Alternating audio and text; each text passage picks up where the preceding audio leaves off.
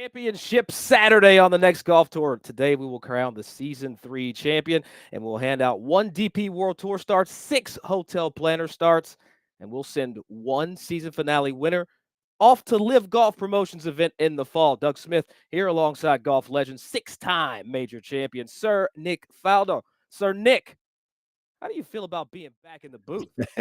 It's great to be back in the booth, and I've traveled the world, generally trains and boats and planes, and this is the first time I've taken that snowplow to my TrackMan studio to do this broadcast. So this is great fun, great entertainment, great to be back in the tower, and boy, we're in for a very fun, interesting day. Yeah, I'm looking forward to the day. So let's go ahead and get this stage set for those watching. So we have 100 players on the order of merit teeing it up for this finale, including 10 best ladies in the rankings, with a total of 107 players in this field. The playing window opened early Friday morning, 33 hours ago to be exact, and it will close at the end of this show at 8 p.m. Central Eastern European time. And I tell you what, over the next 3 hours, you'll see 9 players who all have fixed tee times. And we're going to get started with our tee times in about 10 minutes.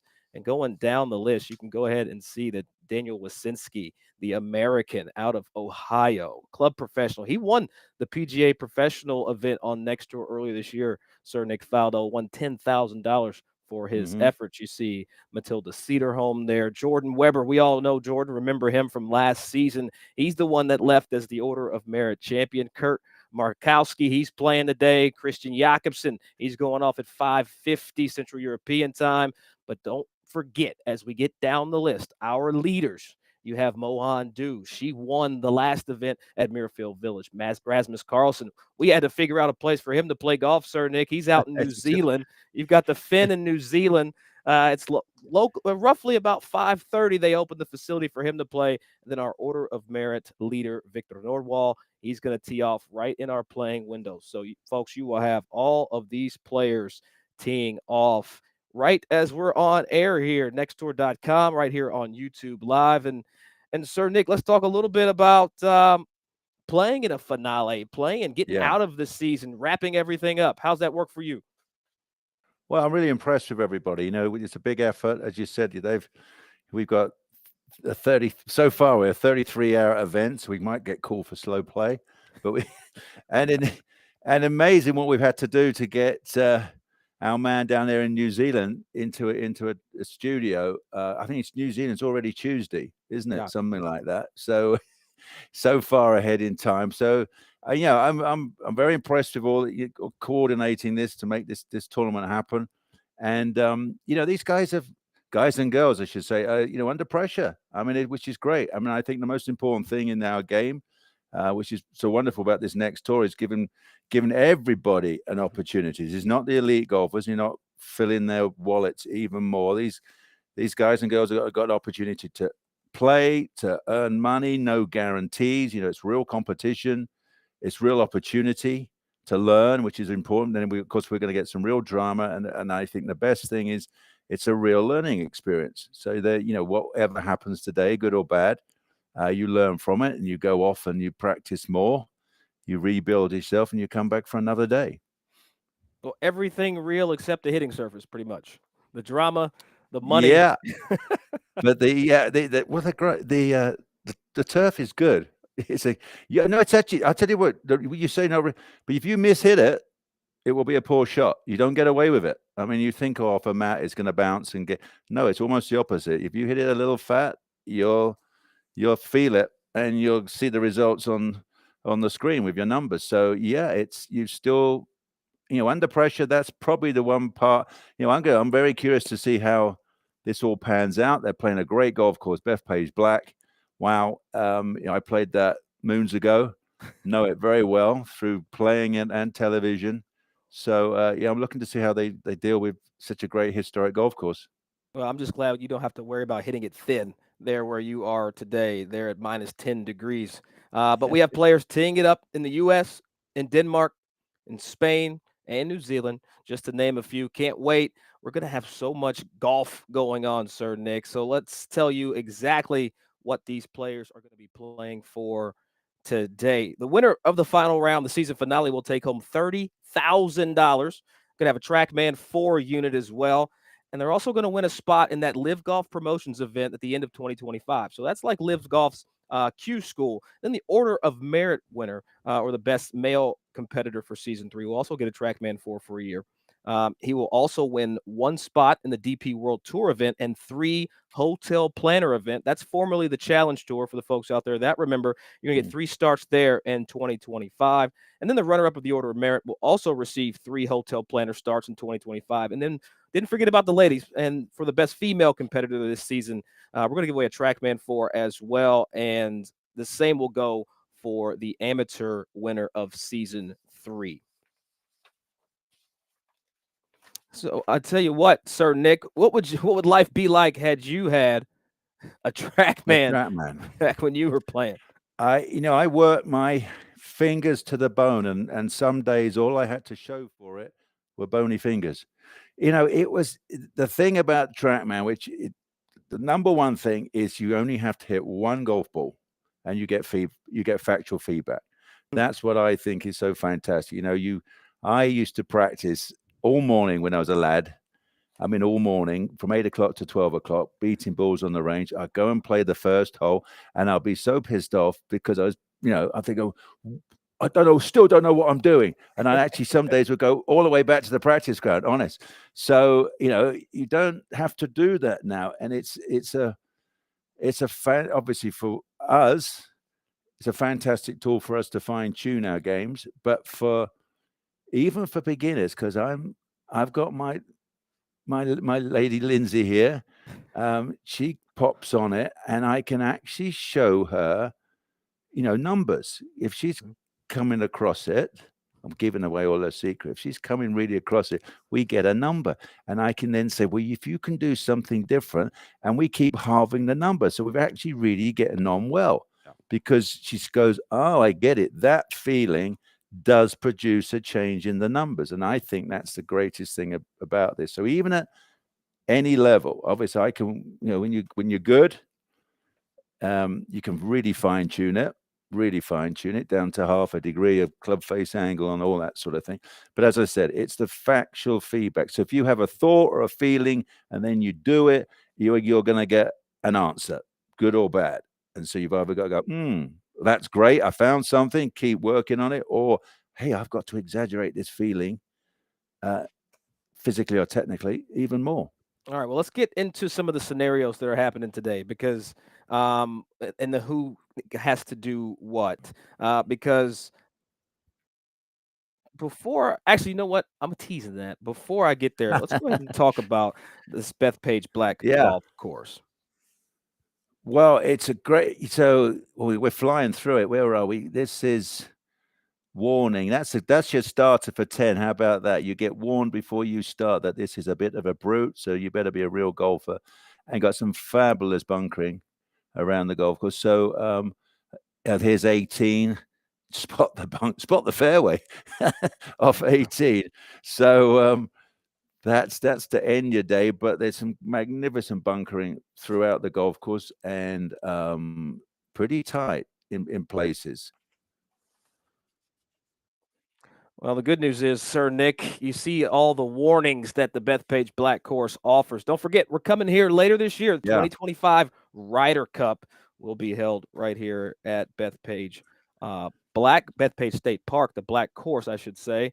And I tell you what, I've played this golf course from all the way on the back, Nick, and you've played the U.S. Open, doesn't even Yeah. compare. But when you think back to the times you've played Bethpage, like what were the shots or the moments that kind of stood out to you that really make No, this it, course difficult? it gets you right out the gate. The very first hole is an absolute runway strip. So you cannot go in the right rough of one. So you just can't have a little nervy block because there's no angle into that first green. The second, you go right up a valley, and you actually don't want to drive it too far down. In my day, we hit maybe a 2-iron or a small wood.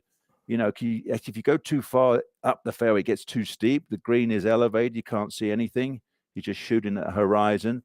3, a brute of a par 3 because the green goes from back left to front right angled, and it tips from left to right. And generally, it was left to right wind. So really difficult to get across that left side and get it onto the green. 4 is magnificent. It's one of the greatest looking par Yeah. 4s you're going to see there. This is it. Is that 4? Yeah, Yeah. for the Look at short this. par Look at five. this bunk. Look at this bunkering. It's. I mean, that bunker is enormous. And then a lot of guys obviously can go for it too. And you got to carry that bunker in front of the green, and then because it hops straight off the back, and that's well uphill. That's at least a 25, 30-foot incline up there. Fantastic hole. All right. 5 is gorgeous as well. It cuts, through a little valley, and a very tricky second shot. You feel like you got to hook an A time to get round the corner. And then where did we go? 6, you go quite a different hole on top of the hill. No trees around it. Kind of a weird green's well below you. 7 is a very difficult long par 5 that goes around the corner, and 8 par 3 down the hill. So what do we got here? This No, is that's still the fourth, sir. back to 4.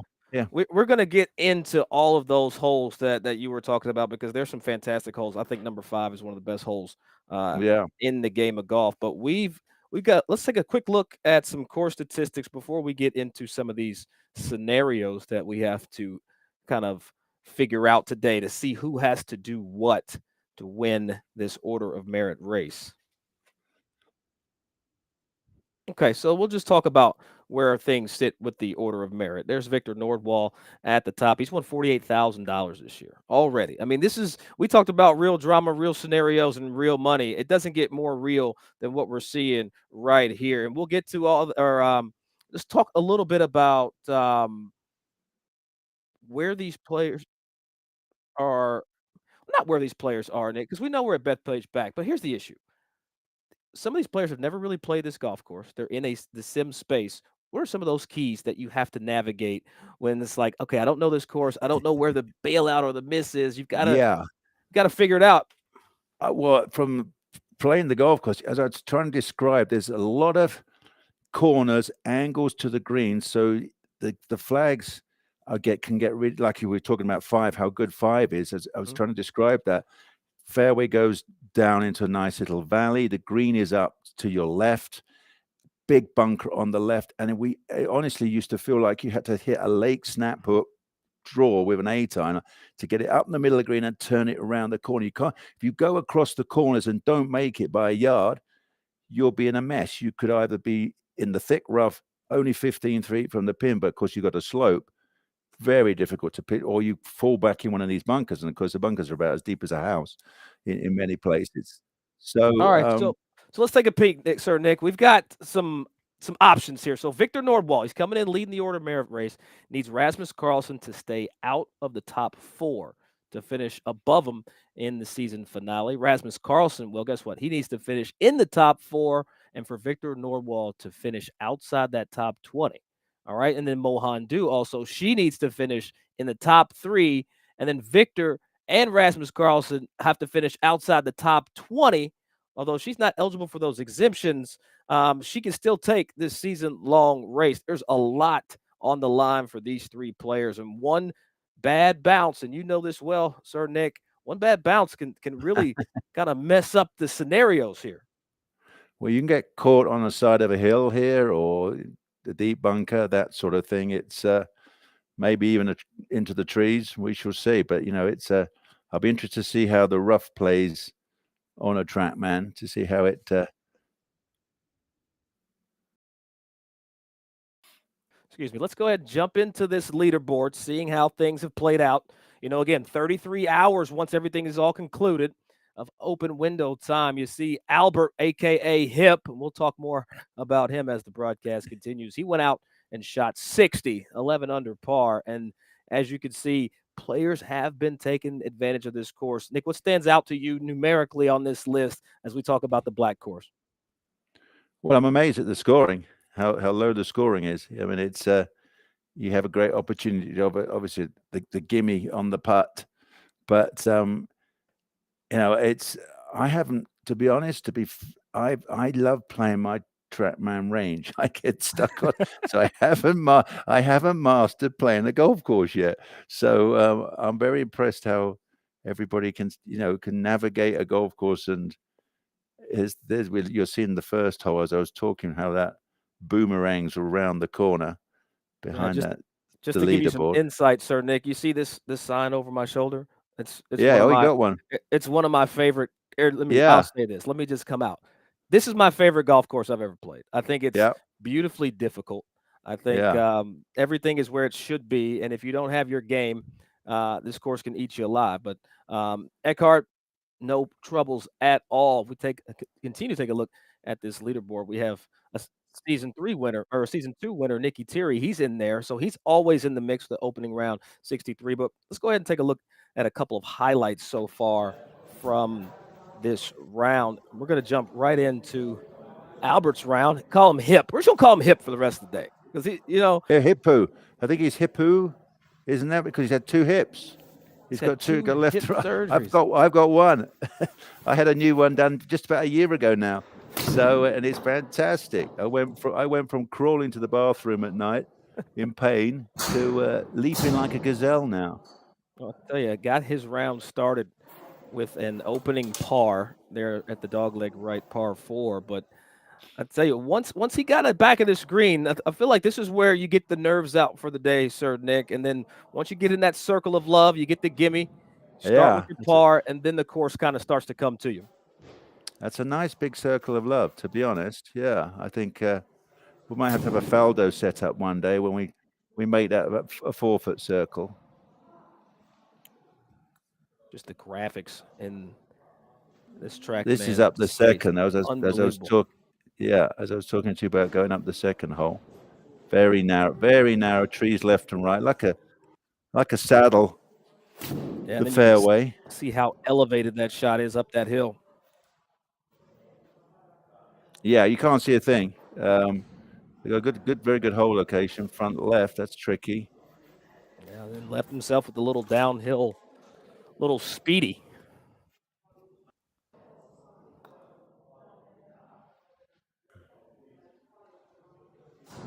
Tell you, getting a birdie early in the round, Sir Nick. How did you play? Did it calm your nerves down when you got that birdie, say in the first 1 or 3 holes? Well, How'd that yeah. set the pace for the day for you? Well, it's always nice, isn't it, to come out, feel comfortable, take your game from the range to the golf course. A lot of people have a lot of trouble with that. A lot to do with alignment. So, yeah, it's settling yourself down, good tempo, good visualize. The great thing I love about playing this game as you do it keeps you in present time, doesn't it? Because you've got a new picture. I was huge on my visualization, and that's what TrackMan does for you. It puts a picture in front of you all the time, so you have to react. You're reacting to the picture, which, and I'm sure over the next couple of hours I'll help you with your bit of mindset. But the fact you've got a picture in front of you, Jack's famous line was, go into the movies, play into the picture the golf shot. So I hope, these great screens now help you see it, visualize it, feel it, get on with it. Yeah, I believe it was Tiger's dad that said put a picture frame behind the hole when he was a kid. Told him to putt Yeah. to the picture. Yeah. He used to call it put into the picture. Jack called it going to the movies. Yeah, I used to just, as I said, you see it. And the best thing you can do for yourself is just simply ask your question, what do I want? And if you want to add a bit more, say, well, what do I want right now? Because then that really does keep you in the now. Then you look down the fairway and go, well, what do I want right now? Well, I'd love to hit that fairway. And then from the fairway, I'll knock it on the green. And so that's how you plot it. And it's rather than saying, oh, why did I take a 6 at the 4th? And I don't like, and I hate the 15th. You got to, that gets you. Just talk to yourself. Just say, what do I want now? Oh, there it is. Boof. Then you're in present time. Well, all right. Well, Sir Nick, I've heard some news that you have been getting creative with Team TrackMan, and you have your Yeah. own series. Well, I've had the series, and then actually TrackMan got creative. So we created a virtual Faldo series, the first one in the world. The kids have been playing it all. This was me when I went over to Copenhagen with Klaus. Welcome to TrackMan Innovation Center. So I had a little play. I went and played a couple of holes, played St Andrews. But the most important thing is for the kids around the world. I've had this opportunity to compete. We have a Faldo Futures now, which is from 7 to 12-year-olds, boys and girls. And we still have the Faldo Series, which goes from 13 to 18. And then we have the Faldo Elite all the way up to 25. So this is what I've been doing for nearly 30 years. 30 years next year. And we just want everybody to come along and click on Faldo Virtual Series and play around. And what we will do, we will take the winners from the Virtual Series. We'll come and play one of my grand finals, which will be the one in the Belfry in August at the British Masters. So that's for the youngsters, and we have a couple of other grand finals around the world. So yeah, we're trying to create an opportunities for every age group to come and play. Well, just like the next tour, the Faldo series now has the opportunity to be everywhere, be global, and bring more and more kids in the game. When did you start that, Nick? 1996. We're 30 years next year. Yeah, I just wanted to expand. Then they were saying, "Where's the next Nick Faldo?" And I said, "Well, we're not playing enough competitive golf." So we just divided Great Britain up into 6 regions. Very similar. We had like an order of merit, and I wanted the kids to play. They had 3 tournaments in each region. So I told them, well, you got to play in all 3 of them and you'll get points. You came to a grand final. And way back in the day, I thought the best prize rather for the winners was I took them all to Florida. They all came to Florida in my institute then and practiced for a week. Mm-hmm. Pretty cool to get out the British winter. And that's really how it all started. When we took that went across Europe. We took that formula to Asia, and we're pretty much global. My son Matthew has just been down he's my series tournament director. He was just down in South Africa at the South African Open, talking how we can expand golf into Africa as well now. We've already in Kenya. So we're trying to get absolutely all 4 corners of the world. Now, that unbelievable. And speaking of corners of the world, we've got some players starting to kind of get going here in our playing window. We've got Daniel Wasinski, the PGA professional, already a winner. He won at Valhalla already this year, shot 8 under on that front 9. We'll see him here momentarily. Matilda Cederholm from Sweden, Jordan Weber from the United States. All these players trying to figure out who's next and chase it down. As we see Daniel Wasinski, a 28-year-old from Salon, Ohio. He's going to get his day started here shortly. Nick, all right, let's get some live golf. We've got Bertram. He's on the golf course right now, already having a banner day. And again, we talked about starting quick. Sir Nick Faldo, you got to get off to a hot start. Look at that, already 5 birdies on the card. This is the first hole, that first tee shot of the day.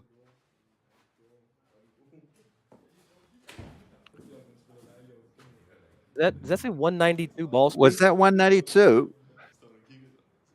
Lucky my snowplow doesn't go 192. I'll be in trouble. Wow, how do you do 192? Oh, he's hit it right over the corner of everything. He's actually got a wonderful angle now. So, wow, what a way to play the first. Straight in. I mean, you could bowl it into there. Yeah, had nothing left, able to get that into as well below the hole. Wow, any option from there. That's impressive. So Nick, how's your putting in the sim space? I've got my own little corner just to practice my stroke at the moment. Just still working on the curvature of my stroke. I'll tell you, going out already 5 under par in his round. He can really make some noise. When you see the leaderboard as we catch up with him there at here's the 4th. Look at this for a drive. So over the first bunker, down into, he's back in the rough as he's into technically. In the real world, can't see anything from there. No, Gotta that was just hoist a it up little the bunt. hill. He bunted it at 186 miles an hour ball speed that time. Wow. There we go. Watch this for a second shot. Can he carry the bunker? We can when he hit it that. Wow, what a shot! It's back of the green. I guess it should technically roll off. Is it going to just sit on the back? Yeah, that's the great thing about TrackMan now that the slopes are so true. Now, and it's amazing that we know that ball is going to bound if it hits the front of that green, Yeah. and when you go out and play actually. So to see that ball end up on the back, amazing place, able to cozy that up into the circle of love. Go ahead and give him that. So that's how you make a four. As easy as that. You blast it over the green, chip back. That's how we used to try and do it. Well, no big deal, but Now he's cut the corner here. This is 6, is it? with 194 ball 194 speed. ball speed. God, yeah, that Who ball. does that? I get a strain in my transversal abdominals when I just hear 194. There are things that I don't have anymore, and 194 ball speed is one of them. But you have to have the touch. Yeah.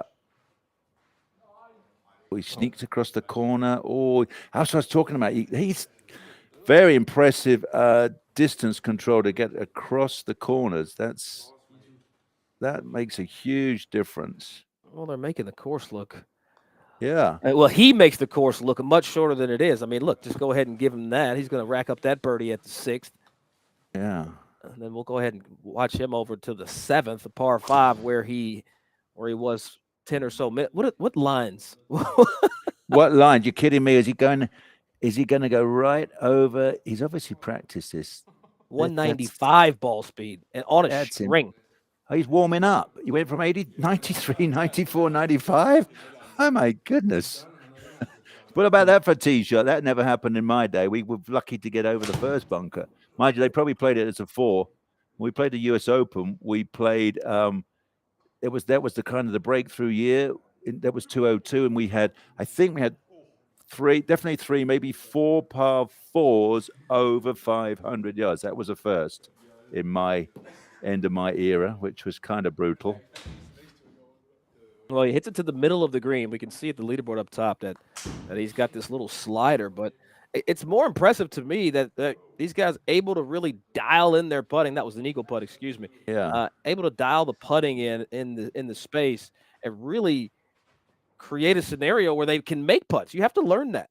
Well, yeah, you learn that, but I'm very impressed how they know they can cut the corners, because if you there's some mighty big trees there and thick trees. If you just block that a little bit, you'll be can you lose a ball on TrackMan if you hit it in the trees?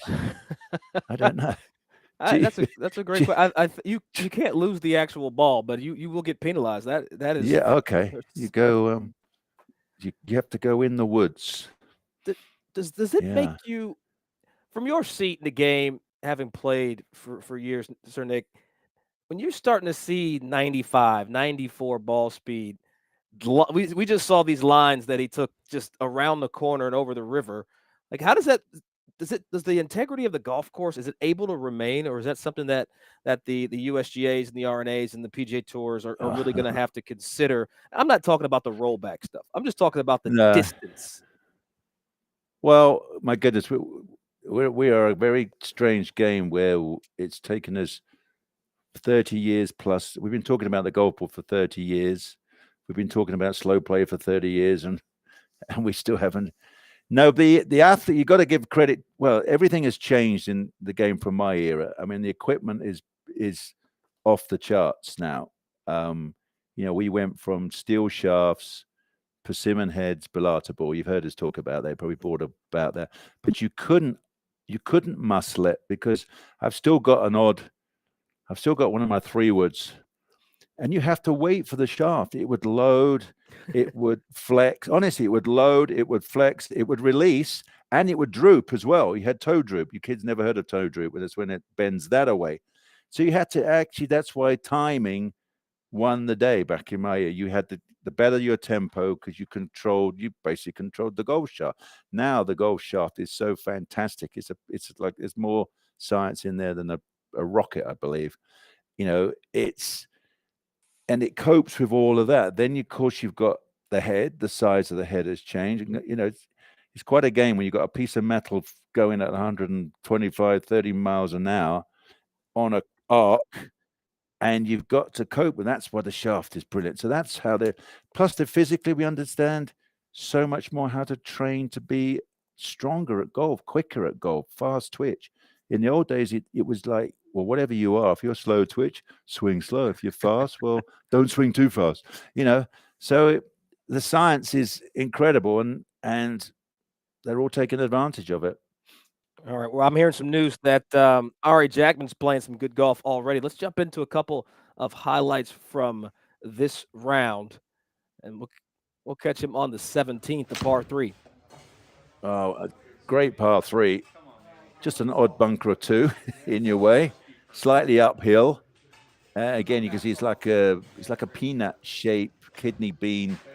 Yeah, and there's the true break. If you don't quite get it into that back plateau, a lot of greens there are like saucers. You know, the edges roll in gently, upturned edge of the around the green, so that you always get a lot of break down the side of the greens.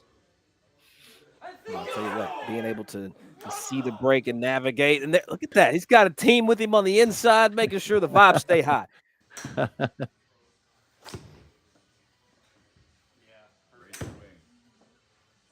Okay, Here's 18. Yes, you got to find the fairway. Ask Phil Yeah. Mickelson about that hole. I'm sure he wanted to find Well, that fairway. Phil, and you cannot touch any of those bunkers because they're deep. Got a lot of wild grass on the back lips on them, that sort of. Okay. Well, Sir Nick, we're going to jump into our season 2 Order of Merit winner. He's getting started. This is Jordan Weber. Okay. From the United States, lives in Iowa. I got to play with Soren Keltson, played practice round with them, and then in the middle of our practice round, they announced that I was paired with them too. And I thought, I'm a nobody, like they're just going to put me in the very beginning or end of the wave, I'll be, either dew sweeping or, trying to get my round in before it's dark. But there it was, right in the middle of the wave, and, got on TV a couple times. It was a dream come true. At the beginning of this year, the first 3 events, I felt a lot of pressure. I heard things throughout the summer, the best indoor golfer in the world, and I kind of liked that title, and I really wanted to retain it. And it's not looking like I'm going to be able to retain it this year. And so I feel like this one, the first time, the pressure's actually off of me. Well, I mean, you got to start with our leader, Victor Nordwall. I mean, the guy hits 200-mile-per-hour ball speed. Like, he would be the longest guy in the PGA Tour by far. And we have several guys that are in the 190s in ball speed. So anytime I see that, my eyes pop out of my head. It's like, wow, we have some real talent on this tour. And then when you combine it, you watch them play, and it's like they're hitting great wedge shots too. It's not like they're long drivers who hit it all over the place and can't score. Like, they're real players. Right now, my inspiration is honestly my kids. My oldest is really getting into the game right now. He's 8 years old, just turned 9. And he loves watching me play. If you followed me at all in next tour, like, you hear him screaming in all the videos. So I just want to be an inspiration to him. I want to show him, what he can get to if he works hard and keeps practicing. So he's kind of my inspiration right now. To even think that Nick Faldo will say my name, it's like, is he really going to? Will he watch me? Like, you know who I am? Like, he's such a huge figure in the game of golf, and I have so much respect for him. It's so cool that he's a part of this. I really can't believe it. I can't. When I'm done, I'm gonna go rewatch the whole thing because I wanna listen to him. So it's gonna be awesome. Awesome. Jordan Weber, just an awesome guy, family man, lives out in Bernard, Iowa, Sir Nick. Last year, he won the season 2. He was our Order of Merit champion. He got those starts that the players are playing for today, $90,000. in That's overall winnings, and I'm rounding, but when you stop and think about the yeah. space that we're playing golf in, the fact that $100,000 is achievable via the next tour is unbelievable. Well, it has to be earned, which is really important, in this game now. And there's no guarantees to that. Everybody chips in. Don't know, TrackMan chip in, the players all chip in. You can play and not win prize money as well. So that's like the good old days. I'm not I'm a fan because it generally creates the intensity required. I mean, it's nothing worse than playing on a tour when it's it's fail free. It's all guarantee. I mean, you can't. That doesn't inspire you to progress. And to feel it, find the grit. I mean, some great words from Tom Brady recently over the last month or so. Finding the grit and that perseverance and what that means. So this, and I'm very impressed. And I love the line when he talks about he's got his lad in there cheering him on. I mean, you could actually build your own bleachers in the back. You could invite your friends round as your own gallery. We haven't thought of that. Isn't that a great idea? So, no, good luck to him. I mean, it's these guys and girls are going to keep saying that they take it very seriously. This is a great tournament for everybody, for the whole world. Hit a button wherever you are around the world. Get on a TrackMan and go and play. I mean, how cool is that? Jordan Weber, 38 years old, and I tell you, I remember last year as we watched Jordan just blitz the field in that finale. I'd say there's kind of a longevity play here, that players that may have thought that their careers, Sir Nick, were over in the green grass space. And this is actually breathing life kind of back in, and Yeah. no better example than Jordan Weber. Well, just great to be competitive, isn't it? I mean, that's the hardest thing in our game is when you lose your competitive touch. But if you get an opportunity to keep it going or find a way to keep it going, that we're in a different time now where you can do more things, whether it's you've got to change to a saw grip or that sort of thing, or just finding a way to keep your game going is great fun. All right. Well, we're going to take a look at some highlights from round one right now. The penultimate day of all round the good one fun. This was saw back several players at Liberty National. And challenged the leaders. Yeah, I know that at course Liberty well as well National. through CBS days. Very tight golf course. You can see go from fairway to cart path to whoop. Not many bushes out there. He found one, did he? Denmark almost holed this shot from the bunker on 18 to take the lead, but it just missed. Good reaction. Landing him in a tie for second with 3 other Bleeping players. reactions. The round of the day belonged to the new leader, Victor Nordvall. Wow. Watch this for a tee shot. This is one. That included 2 eagles, highlighted Wait, what? by this blast to the first Yeah. green. And He drove never the looked green back. at 1 and knocked it up Nordvall eagle. How about that for a 61 start? is the lowest round ever on Next, and it gave him the outright lead with 24 hours left to play.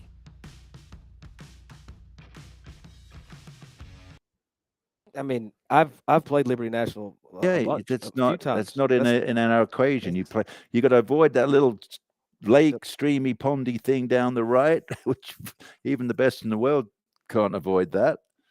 You usually pull it too far left in that left-hand bunker. So to take it right across the corner is not on many of our game plan. And the driving range is out of bounds to the right on one. Oh, is it really?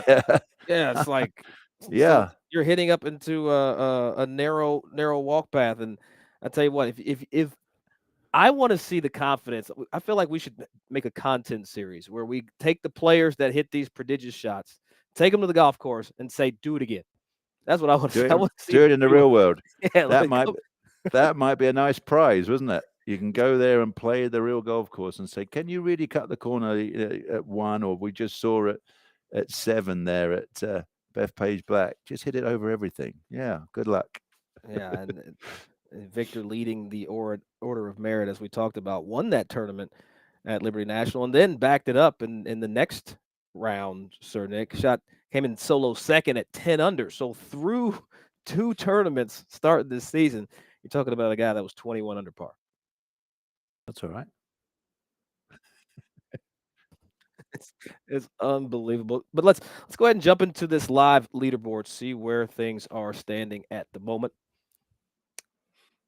As as you can see, we've got Hip out in front and 11 under par. So as we look at this leaderboard, Sir Nick, before we bring in our first guest, I do want to talk to you a little bit or ask you a question. So in this setting, you wake up, you look at the leaderboard, you know you have a tee time. Mm. How does that? How do you either switch the mindset or does that help you focus greater on what you have to do when you get into inside the Yeah, rough? well, I should say? what it does, it means obviously you've got to be positive. You can't get up and think, "Well, I hope I have a good day today." And when you know somebody's 8, 9, 10 under par, he's like, "Well, I better get up and get on with it and get in there. I want to be one of these players." You've got to see it. You've got to see it to believe it, haven't you? You've got to see it and feel it and think, "Well, I can do this." You've got to be all positive and push yourself because I promise you, some days you do get up and you feel. Ugh, and you can't have a day, can you? As a pro, you've got to find your day has got to be. Well, if I really felt bad, I scraped it round in 71. You can't afford to go shoot 74s or anything, and you've got to turn. And if you're really good, you battle hard. Some of your best rounds, or your proudest rounds, are when you felt lousy, nothing felt quite right, but you battled hard and you found a way to get round in 68 or 69. I mean, that's all part of pro golf. I mean, flying the world, I can promise you get up some mornings completely upside down with jet lag, and you've got to go and play, and you've got to make it happen. So Yeah, a lot of we determination. Americans, we're so spoiled with the jet lag and the time zone changes because we really only live within 3. So when you do play Absolutely. on these grander Well, stages, I used to play 28 tournaments a year, and 16 of those had a minimum of a 5-hour time change. You try that. I mean, no. I don't know how we did it. I mean, I guess that wears your golfing batteries out over. You do that for 20 years. I think that's why you get tired, physically tired.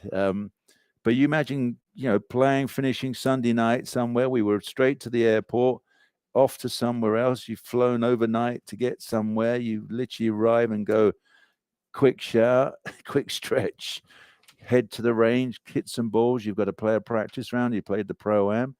Rinse and repeat, we now call that, and then you jump back on a plane Sunday night and go somewhere else. And our residual strength we had to play on tour for just a month, I think would shock some people. I mean, how the workload of pro golf. So that's why, yes, the goal it was always to get to America because American Tour is in one land. Sure, it's big, but there's no passport controls every time you fly to another city.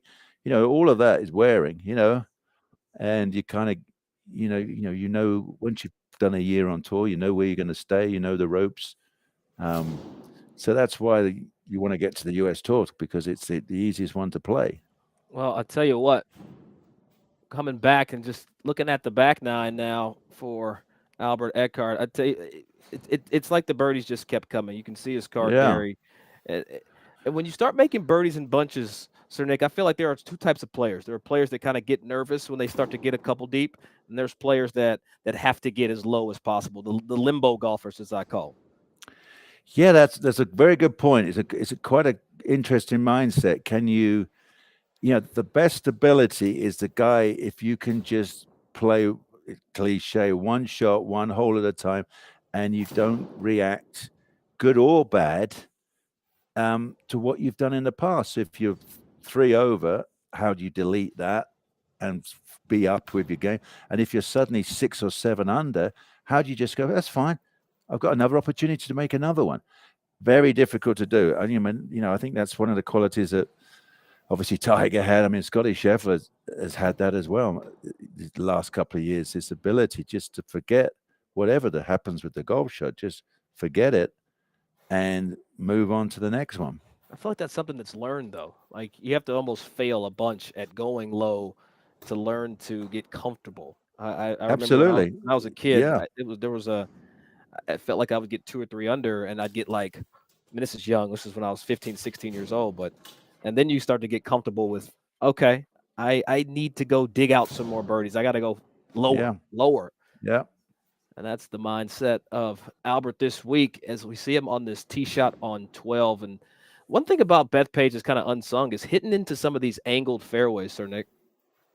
Well, it's all angle. Yeah, angles off the tee. And then as I'm describing, the angles across the edges of the greens as well.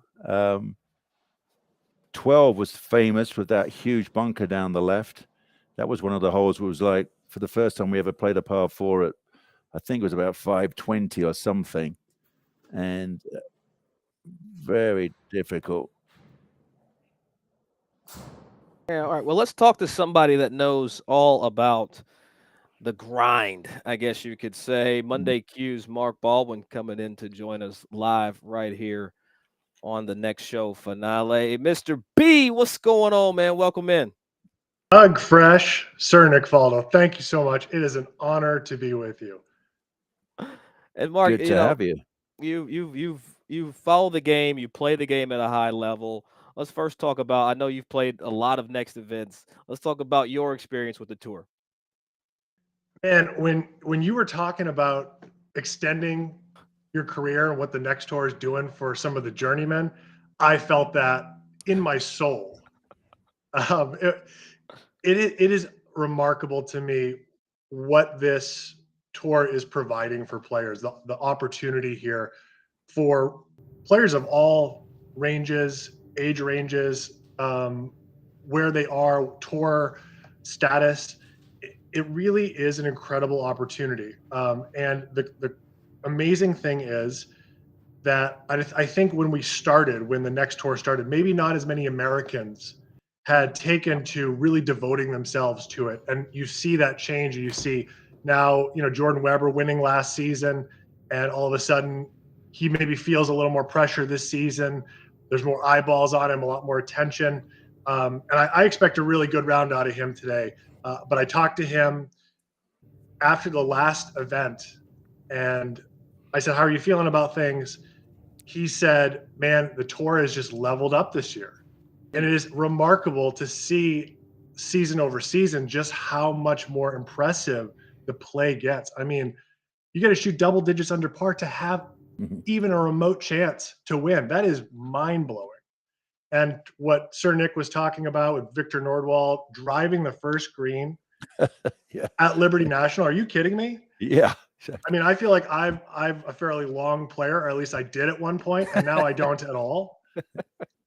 But no, it really is a remarkable opportunity, especially, Sir Nick was just talking about the travel costs and what all of that, he incurred, and just the kind of, if you think about all the required travel, yeah, it can be so prohibitive for someone first coming out of college, or there you go.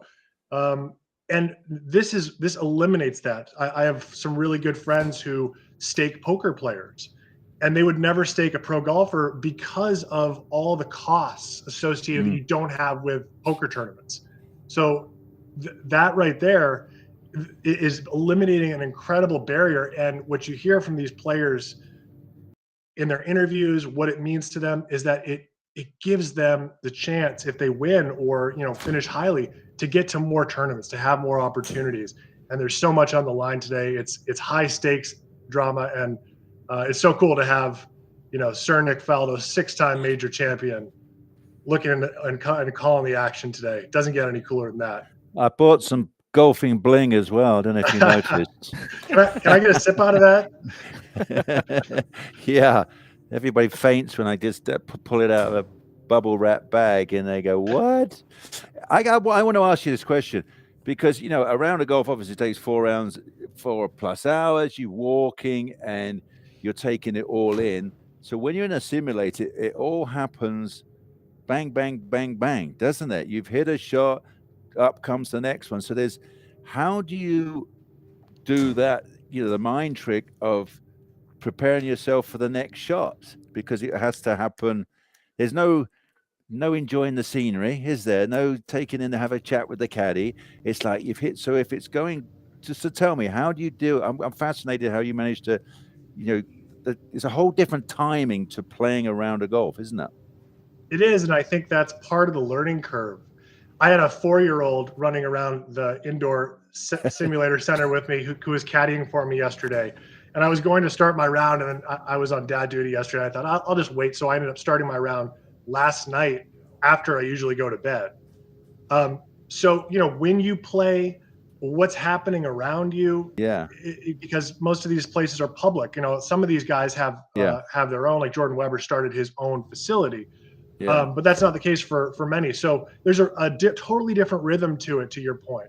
Yeah. And I'd say that's a really interesting insight too, because you have this adrenaline. You really do feel the energy, the excitement, the adrenaline, because it starts to mean something to you. Yeah. Especially when you start playing practice rounds, you start shooting well under par, and you go, I really can contend to this, and I really want this. And when you look at what players are playing for, it really takes on new meaning. So how do you, from shot to shot, calm down and get back in that perfect heart rate zone, so you can hit the optimal next shot? And that's a challenge. It really is. Yeah. Well, that was quite interesting. You should say that, because we just saw Jordan go. He hit 3 drives on the trot. We went 193, 194, 195 balls. Okay, so you can't do that on a golf course, because that would be a minimum. 3 drives would be, let's just say, a minimum of 20 minutes, wouldn't it? A minimum of 20 minutes between hitting 3 tee shots. But obviously, on track, man, I guess you do that in 3 minutes, couldn't you? So that's probably what keeps. So that's one side. It helps you because it keeps muscles to warm. Because on a golf course, you've walked, you tighten up, you've got, haven't you? You're reacting to so many different things. So, I very interesting when you talked about So if you get yourself a bit excited, then you've got. It's all how you're squashing 4 or 5 hours of intensity into 30 minutes, aren't you? Pretty amazing. Yeah. Yes. And you really see it too when you look at the ball speed, right? So like, if I'm going to play a practice round, I may just cruise at like a 175 ball speed, thinking I'm swinging it pretty fast in practice. And then on that same hole, when you go play the tournament, you look at your ball speeds up to 181, 182. And that's not something, we've ever really been able to see instantaneously as a player, right? So now you have to take all of that adrenaline that gives you that added speed. And now, if let's say I've hit a drive up by the green, but I've short-sided myself, now I have to hit one high and soft off a mat. And I have to like dial in, 27 yards.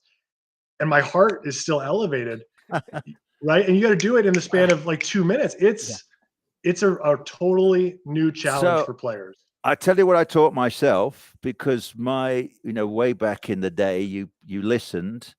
And Ian Connolly was talking about how does the biathletes, the skiers, cross-country skier, and then they obviously stop and then they have to shoot.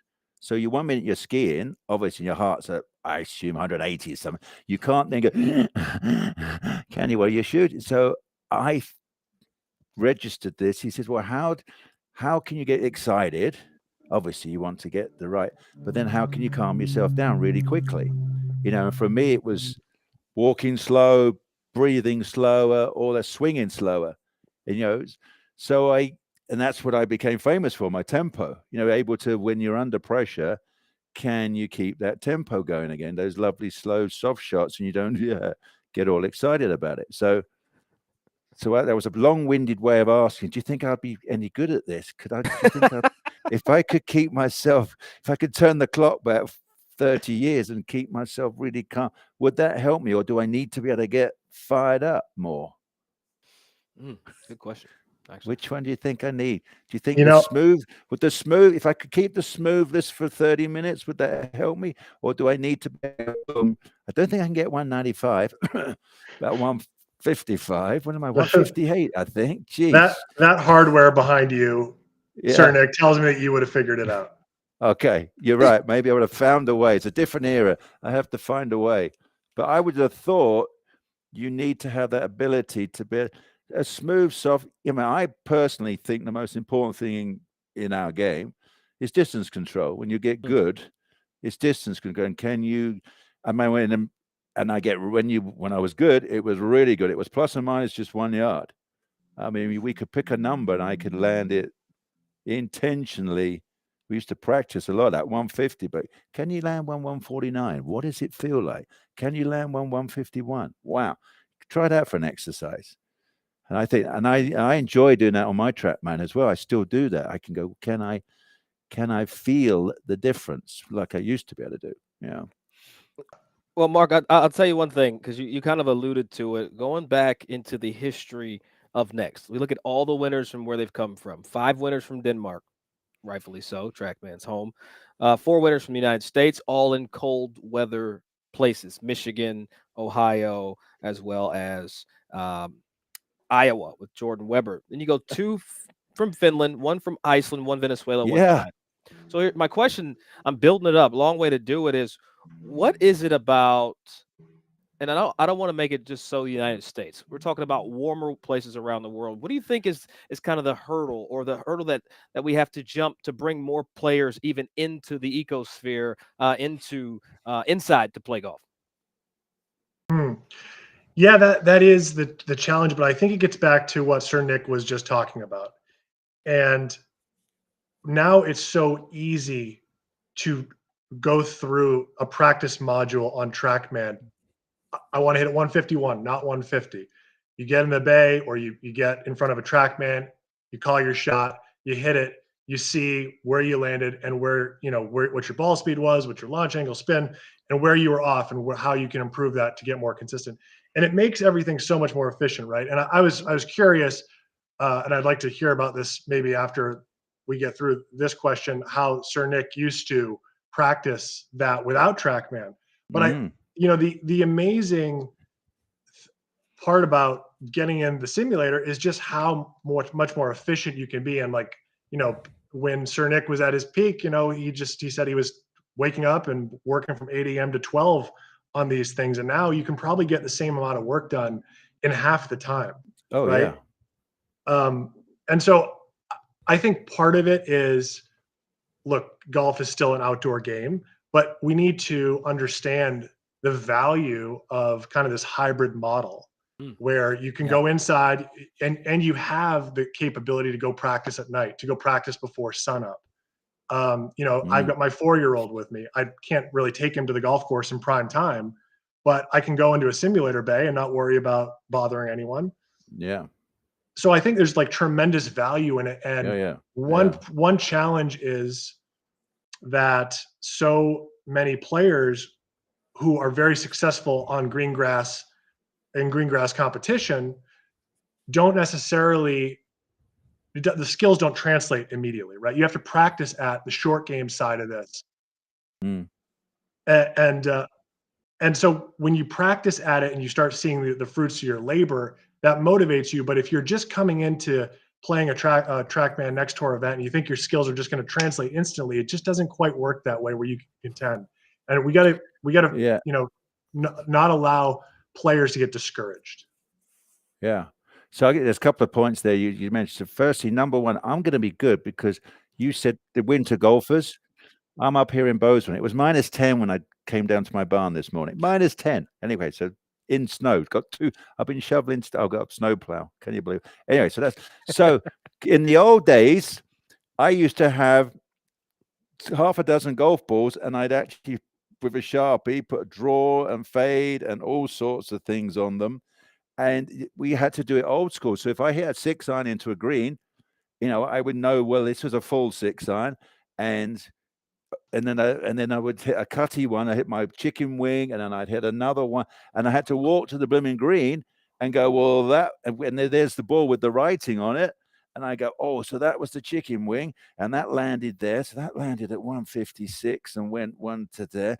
And the good one landed at 162. And when the big one landed 167. So I had to do it old school. And so the other great exercise we did at Augusta with the great Fanny Sunison, which on the old range, we actually put a ball, like I was saying, we put a ball down at every 1 yard. She'd start at 30 yards and go 31, 32, 32, and and I would hit wedges to 1 yard. Get me? And we over the bunker. So if I'm trying a 94-yard wedge shot over the now I've got to go to 95. And I can promise you, if you can, what a fun exercise is. Do that quietly on yourself, because talk about blow your mind. Because if you're good enough to feel the difference of a yard, try that as an exercise. I did it old school on a real range, but obviously on a track, man, you could clip 190. Now, can I do 90? And the other important thing you said, which to help everybody, make a decision, an intention before you hit the shot, not after. So make a decision before. I'm going to hit this 92, not I hit it and it went 92. Do it the other way around, and that will make you even better. That's what I've been doing wrong. Yeah. Do it the other way around. Make it intention all the time. Always have an intention before you hit it. That will really push you. Maybe push you that little bit further, because you've got to react, haven't you? You've got to find a way what you got to do, rather than saying, what did I do? You have got to force the reaction to make it happen.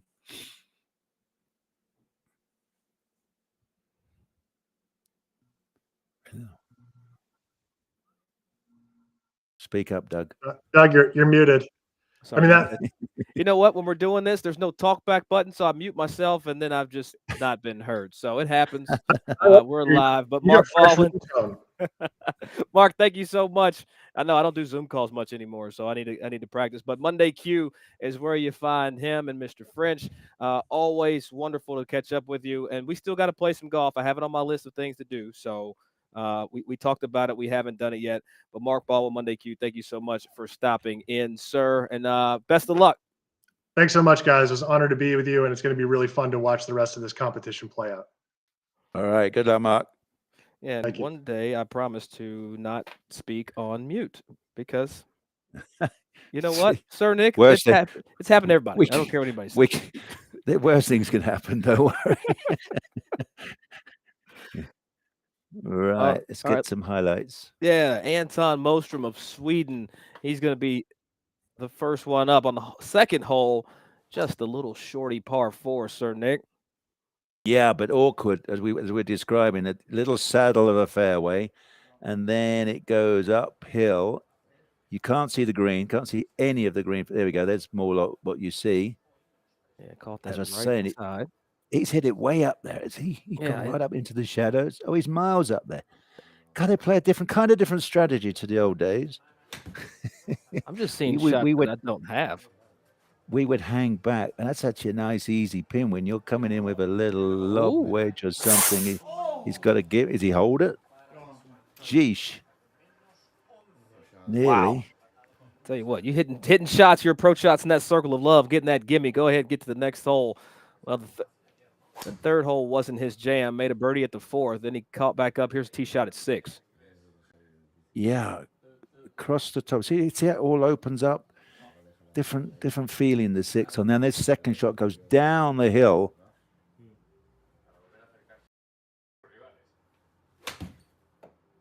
I love his action, though, Sir Nick. Yeah, nice little half swing there, wasn't it? Little hold off. And wow, yeah, just dialing it in.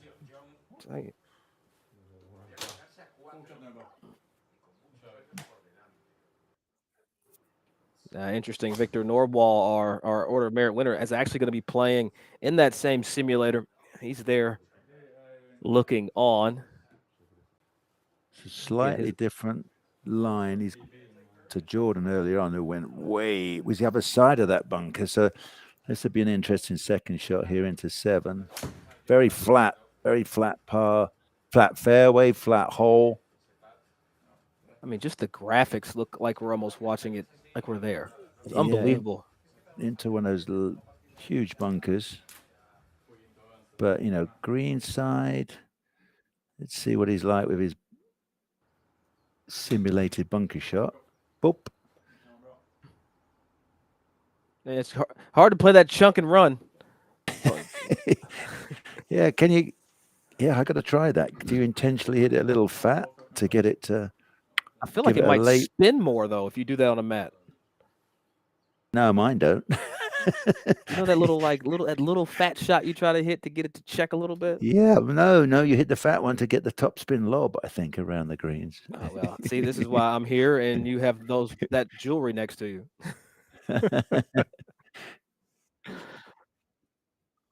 Okay, so as we look at this leaderboard, Anton, who we just saw, he's in at minus. Oh, he's not in. He's playing. He's at -8 currently, and you look at the wall that he still has to climb. Only 3 shots back of our leader, but a lot of golf to be played. A lot of folks on the course as we speak. And speaking of on the course, or season 2 Order of Merit champion Jordan Weber. We talked about him. Let's go see him play some golf. This is that opening tee shot with the warning sign behind the gate, Sir Nick. Yeah. Is that intimidating when you see that? It's like, well, not for you, but like you think other people are intimidated. Where it's like, Oh, I'm sure, 100. Yeah, it's like you may not survive the day. You could, you, you may be scarred for life. That'd be a good line. If you can't, you're going to be. Your confidence is going to be shattered. You'll be scarred for life. Enjoy your day. that'll be Have a nice day. $200, please. Thank you. Yeah, you're going to lose a dozen balls minimum, but have a nice day. Well, talking about having a nice day, Jordan Weber last year wins everything. He wins the DP World starts. He wins the Challenge Tour starts. Made one cut of 3 there on the Challenge Tour. But when you come in and you're coming back as the champion, are you adding pressure to yourself, or is there an added weight to what you're trying to accomplish? Well, I think this is fascinating. What we were talking to Mark about, you're on a simulator, you're indoors, you're on your own, and you're putting, and it sounds like you can put pressure on yourself. You can wind yourself up. I mean, I haven't played. I've got to try this. I've got to try and play a competitive round in some way to really be able to report in exactly what's feeling. Because obviously, when you come and hit balls for fun, the other interesting thing I meant to ask Mark, you have your own routine, don't you, when you're on the golf course? You throwing grass and picking the club, having a practice swing, and then suddenly this is all very different when you're in a TrackMan. I mean, I don't think I've even taken a practice swing on my TrackMan here. I mean, you just rake another ball. No, you don't. You whack one and have a look, and you just go straight to another one. So you got to learn. You got to learn your whole routine. Here we go. The fabulous fourth again. Look at this. Yeah. That's a serious drive to get up. That there. is pumped, mind you. That's a 38-year-old man with kids, and a simulator space that you can come in and practice and rent out. So it looks like Jordan's been in the gym. Everybody's got really good swings, haven't they? And they aim and fire, and they're getting great distance. Because I'm very impressed with distance control. You've got to know your clubs, which you can do. Obviously, you hit more balls you hit on your TrackMan, you get your averages. Short hole, though. 4, and he's putting. There's a lovely, beautiful, easy 4. I mean, that's yes. So he'll just make 3 instead of 4, sir. Whoa, you made a 3. Jeez. Jordan out early, 3 under after 4 holes, and then par 4 7 or 5th, excuse me, and then was able to get 2 more on the way into the house. But Jordan Weber, our season 2 champion, won twice last year. And now let's check in with the winner from Muirfield Village, round 3, Mohan Du. She's up.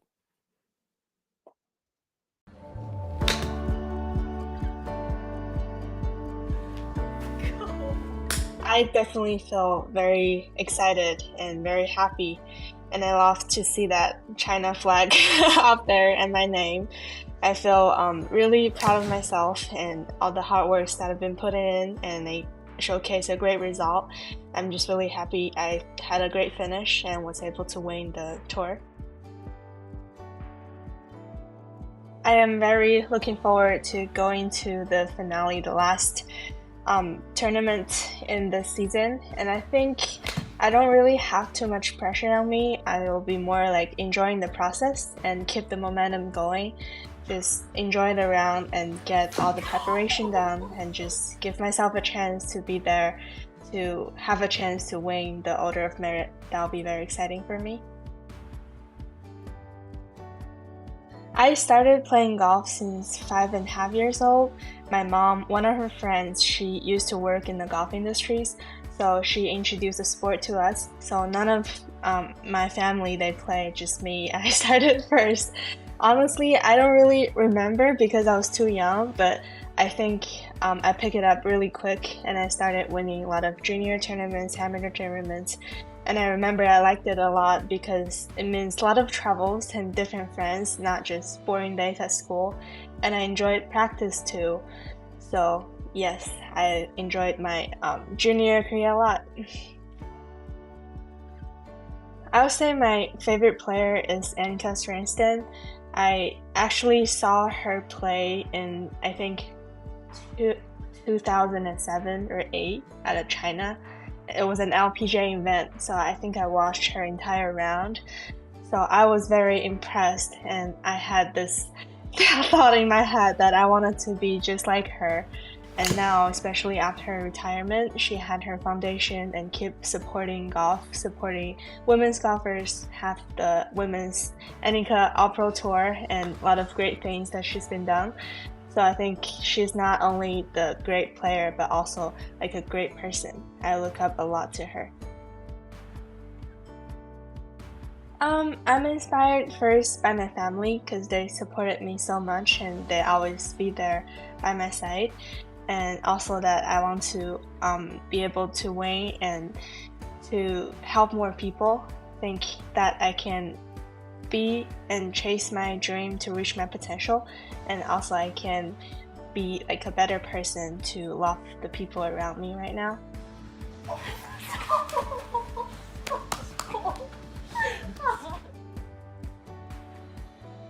Yeah, winner at Muirfield Village in round 3, season 3. And Sir Nick, you like Annika Sorenstam, you guys have done so much to grow the game, and so many folks look up to you, like Annika and what she's doing to grow the women's game. And you know, Mo, as she is called, plays on the Epson tour, so she leveraging the next tour, Sir Mm. Nick, to hone her skills and really dial her numbers in.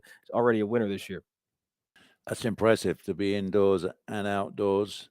You got the best of both worlds there, and you got great support from her family. And yeah, I think she's on the right track there, isn't she? Yeah, I'll give you a little secret about Mo. She's shot 59 in competition. That's 13 under in competition. Turned pro when she was 16. So she is an absolute gamer as we catch up with her round there in round 3. You can see she won here at the Village, Muirfield Village. Sorry, I used to caddy there, so I'm a little familiar with the course.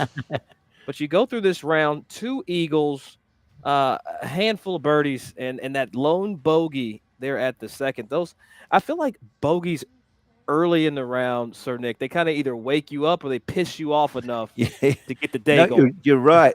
Sometimes, I mean, I've taken, sometimes you take a double down the first, and boy, it's like you have to say, right, that's it. That's all I'm going to spend today, and it really does, motivate you to not make any more mistakes. Keep fighting hard, scramble hard, and that sort of thing. So, yeah, once you've spent them, my term I use, uh, I'm not going to spend any more again. So yeah, I agree with that. It motivates you, doesn't it? It's like, Yeah. come on, I can do better than that. Let's get on with this. See, I wasn't as good as you, Sir Nick. So when I had that first bogey, I was like, well, that's out the way. Let's make some birdies now. Okay, got it Oh, done. you didn't throw your clubs? Okay, all right, sure. We're not talking about that, Sir Nick. We can talking about how I released anger on the course. A released anger. We're, Yeah. Did you scream and shout? I may have broken a club or 3 before, but going back to the 7th, the par 5, and Urban Meyer's house for those Ohio State fans watching, actually on the left Yeah. side of this fairway. But you go, this is a hole she made eagle on, all set up by the tee shot. Well, there's 4 bunkers on that tee shot called Jack's tournament for many years. Yeah, like in between them, and then so she's laid up. Will she hold it from there for her eagle? I think that's how the math has to work, Sir Nick. Wow, So let's that's see. pretty Left her. darn. Let's see. She had 97 yards left Yeah, in that it's an third. awkward little anchor. They got a little dell there, which is for depth perception, and a really undulating green. Jack went crazy on the undulations on this one, so she's bonk, dink. Wow. Whoa! See, So I that's the think best. the other cool thing with your TrackMan indoor simulator golf, you got to work on your own reactions, haven't you? Yeah, you got to practice it. We got to practice those. You got to make you got to make a decision before you start the day. When I hit a great shot, how am I going to react? Well, Sir Nick, as we catch her on 18, hit it down the left. This is a fairway that does slope right to left, so it should bounce off the bunkers. One thing about the next tour that we don't really talk about a lot is when you do post a low round, the anxiety of the wait. Like you have to wait hours before the rest of the world competes to know where you fall. So as we see her coming up 18, knowing that, she needs one more for sure. At this time, she was tied for the lead. She didn't know it. It's that back left corner. There's a big ridge back there. Didn't use it though, Sir Nick. Yeah, well, normally you go topside there. It's treacherous. Jack can get those greens really quick. When we played the Ryder Cup there, way back in '87, the greens were running at 15 on the stimp. That's crazy. As true as as true as I'm sitting here, they were unbelievable to putt. Oh, there's a better reaction though. By the way, there's a better reaction. We got. And that's another thing too we don't talk about when we talk about reactions, Sir Nick, is the fact that with Next you can actually bring friends into your atmosphere. That's what I was saying. The vibe. Wouldn't that be cool? You have you build yourself your own little grandstand or your own bleachers, charge them, sell lemonade, or an odd spiked lemonade. That's fair. Yeah, overcharge them for a beer. Buy your beers in for $2 and sell them for 10. I tell you what, okay, we got a good business guy. Oh, I love. All right, then looking at all the hard work, Sir Nick, that you and Annika do across the game, let's take a quick look at some of the contributions from the Annika Foundation.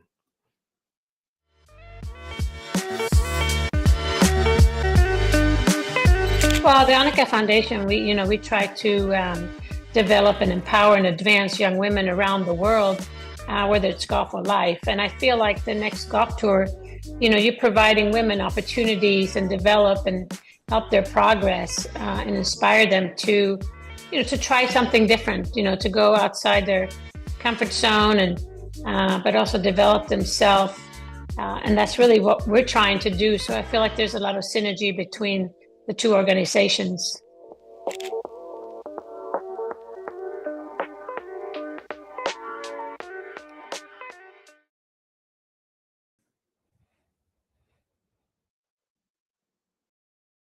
Between the two of you, Nick, I don't know if I can stay in a conversation with you and Annika because with the wins, the philanthropy, the giving back that you guys have done all over the world, absolutely remarkable. And when I think about all the giving that you and Annika have done, I think about you guys very similarly because humble beginnings, really great families. But talk a little bit about where you learned to give back or what called for you to give back to the game of golf. I wouldn't say learned is the right thing. I still the Indiana Jones line, you chose wisely. I chose golf. I was very lucky. I was a sportsman looking for sport, and I found golf. And my goodness, look what golf has given me. I've traveled the world. I've met everybody from the salt of the earth to kings and queens, presidents, anything, and I had a career on the golf course, off the golf course, and building golf courses now.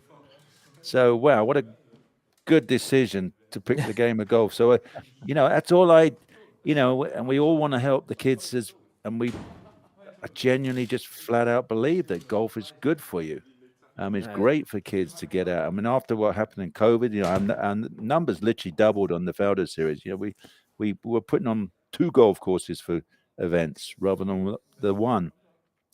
So it's a really just a great game, and it's and kids have got to learn the discipline of the game. That's what we now know. I mean, they live on these blooming phones, and they want instant reaction in 3 seconds. And golf, you've got to learn discipline. Just to actually hit a decent golf ball is not 3 minutes. It might be 3 months of good, solid work, learning all our fundamentals stack up, kids. Whether you're an absolute beginner or you're the best in the world, you have to still grind on your fundamentals, all these sort of things. And I was an only lad, and I could completely engross myself in a day. I'm blessed. I can use the never word. I have never been bored with golf. Wow. How cool is that? That's something to say. I've never said, I've got to go and hit balls today. I still now. I mean, I haven't played competitive, whatever, for donkeys years. I still suddenly might go, let's go and hit some balls. And I'll tip them out. Have an hour now because I don't have to. Now we've got 2 foot snow. I don't have to tip them out. I've got them right here. But I come down in my trap, man, and wear myself. I've got to slow myself down. It's hilarious. I have to go the other way. Because if I thrash 100 balls, I walk out here I'm like, oh no. So I have to. I'm all delicate now. But I'll tell you what, Bertram Noringer Hansen, he's put himself in a bit of a pickle. He's low amateur at the moment. Bogeyed 17. He needed to finish par to secure low amateur honors. Wow! But had the bogey there at the 17th, so he's going to have some work to do here on 18, and he has to make 3. Has to make 3, which that's a heck of a good start. Just they're miles down there. Yeah, 191 ball speed off that. Really? That was we're back at the 11th watching him catch up. Oh, okay. Once the video populates from him now on the 18th, we'll flash that up. But yeah, made that bogey at the 17. This is back at the 11th. That second shot in.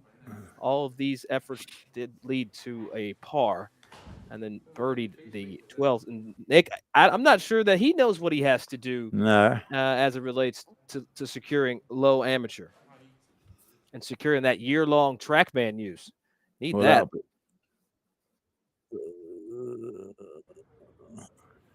All right, now let's go back to look at Jordan Weber, one of our crowd favorites. Made a bogey at the 8th, bounced back on the 9th. Just giving himself, Sir Nick, just putting up a fight. Yep. Himself. The 11's a lovely host. See how the bunkering down the 10th, down the left is also down the left of 11, but he's well down there, down the right-hand side. That's 182 for the 38-year-old. Yeah. All speed. Plenty of room for. Look at that beautiful bunkering. And I was so impressed with all these swings. Yeah, he looks kind of like you. Yeah, that was a bit of chicken wing there. Yeah. Somebody's been a nice bit of elbow. Keep the club face square or open.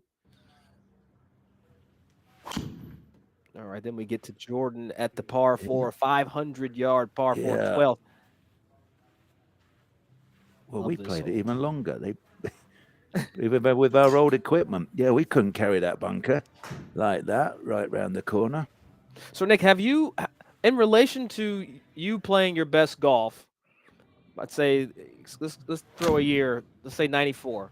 How far are you hitting the ball now versus then? When you go I'm considering I'm twice my age, I'm actually about the same numbers. Might be, we couldn't, as I was explaining before, I mean, a really good tee shot was 250 yards through the air with persimmon. I mean, only, Greg used to hit it long. Obviously, Jack could. Watson was quite long. Seve was long. There was a few guys, but generally, you were like that. What was the I was just looking at yardages all the other day. You were 150 to 160 was your 7-iron. And then 60, I was almost like here we got my PGA Tour averages here. You need to bring the ladies tour, because I think, seriously, I think back, that's how the game's changed. I think mine, I was checking, I actually wrote my numbers on the other day. Sorry, I was doing this the other day. Here they are, yeah. This is before the see them. lofts got jacked up and the technology started. Well, hitting that's the all the way problem. high. Yeah, I never wanted it in any glasses to see my own blooming numbers. This is terrible, isn't it? So there we go. 99135, 8 time 150, 7165, 616. That's what I was moons ago. 6 was 175. But 5 iron was 85. I can get 190 now. I got 7 wood. I can get it 200, which used to be a 3 iron. I mean, a really good 2 iron was 210 through the air. Wow, come on! And these guys can squeeze a 6 iron that far, which is crazy, isn't it? Yeah. Jonathan Randolph, talk about a guy that's got PGA Tour background. 78 PGA Tour starts for Randolph, codenamed Antoine. He knows a little bit about getting it around. Already an eagle on the card today. 7 under par. Getting it going. And I do appreciate the auto finishing, Sir Nick. There's something about just it being good that I really appreciate on the next tour. What's that? The audio? No, I said there's something about when you hit it inside that circle of love. And it's like, you know what? It's good. The compliment of hitting a good shot also plays in to how you feel. I think we might have to have a vote on whether that circle comes down a little bit with these scores. That's fair. I think with 8 foot, that's a lot.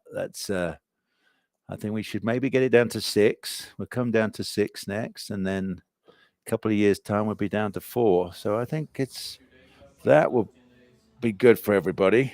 Okay, we're gonna Why not? We'll have to put that to the Players Council to see if they vote for that. Sir Nick.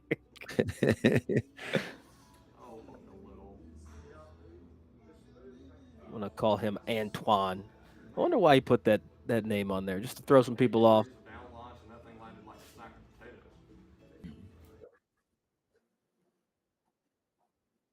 Okay, taking that nickname from former NFL player Antoine Randall L. But he's gonna have to roll a rock for Mr. Randolph. I tell you, I'm seeing more putts fall this season, Sir Nick, than I saw last season during this same show, which goes to tell me a lot of players have spent some time on the green, if you will. You can play. The great thing is you can play as many practice rounds as you like to get yourself warmed up before you then go, isn't it? So you get a good feel of what you're doing and get a lot of trust. I mean, as I was saying earlier, I'm very impressed. Everybody's got great distance control. They're going across those corners. Yeah, they know how far they hit each club. Yeah. But I am fascinated to hear that you talk about laying a ball out every yard. I think we don't have to now because we have the TrackMan we can drop out there. But also, I love the visual of that. Or take a rope that's ticked off. For so far, you can get. I used to do it in a short. Yeah, most places you don't have ranges like that to do it. So we used to do that from the edge of the green, literally from 1 yard off the green, and put it out, 30 or 40 yards, 1 yard or one pace, whatever it is, and then come back to a spot. I might put a ball on a tee peg to aim at, like 1 yard on the green. And boy, does that teach you, can I hit a little 2 yard chip shot and then a 3? And you go out and then you have 2 lines. You go out and then come back. So one, you're getting a little further, and the other one, you're getting a little closer. And I tell you, it is, talk about the quickest way of, can you feel the difference? It's not just jam every one. It's like, this one's got to be a hair more or a hair less than the last one. Fabulous exercise. If you want to take your chipping and your pitching up a notch, and you do that with your whatever you're carrying, your 60 degree, your 54, maybe your 52, because that has to be flighted differently. So practice it with those 3 or 4 different wedges and see if you're good enough to, as I said, feel the difference. I'm looking at the leaderboard now. This thing is just alive. A lot of players. Sir Nick starting a bunch at 62. Few players in at 63, but we've got, like we just saw, Antoine. That's what I'm calling him. I know the producers in the back. It's not his name. At -8 through 14. Still plenty of time. Yeah. But he's got some work to do. Got par 5 coming. But while we start getting things going, let's throw to the Finn, Rasmus Carlsen, playing at Green Pinnacle in New Zealand. Thank you so much for letting Yeah. our star come in and play this morning. 5:30 this morning in New Zealand, or tomorrow, I guess you'd say, Sir Nick. Yeah, as I said, it's about Tuesday already in New Zealand. It's so from Bozeman time, it's so far ahead. It's like Sunday morning. It's like warp factor stuff. It's like Einstein stuff, isn't it? This. All right, listen. So yeah, good luck. I'm super pumped to close season 3 in Next Golf Tour. It's been a good season so far, so finale to go. So I'm stoked. I'm stoked to play the finale. Financially, of course, it's a big deal, but then the Challenge Tour cars, the DP World Tour car, they're huge, and you can like go see where your level is at, like against the best players in Europe, best players in the world. So that's huge. I mean, I want to win in the tour, on the tour, and of course play in the majors. They're the biggest arenas of golf, so I want to play in those and win on the DP World Tour. I think Next Golf Tour prepares you well for the season, especially like Scandinavian countries. We have quite long winter season, and so there's like 4-5 months almost like without competitive golf, and you just get those like competitive reps in, which is great.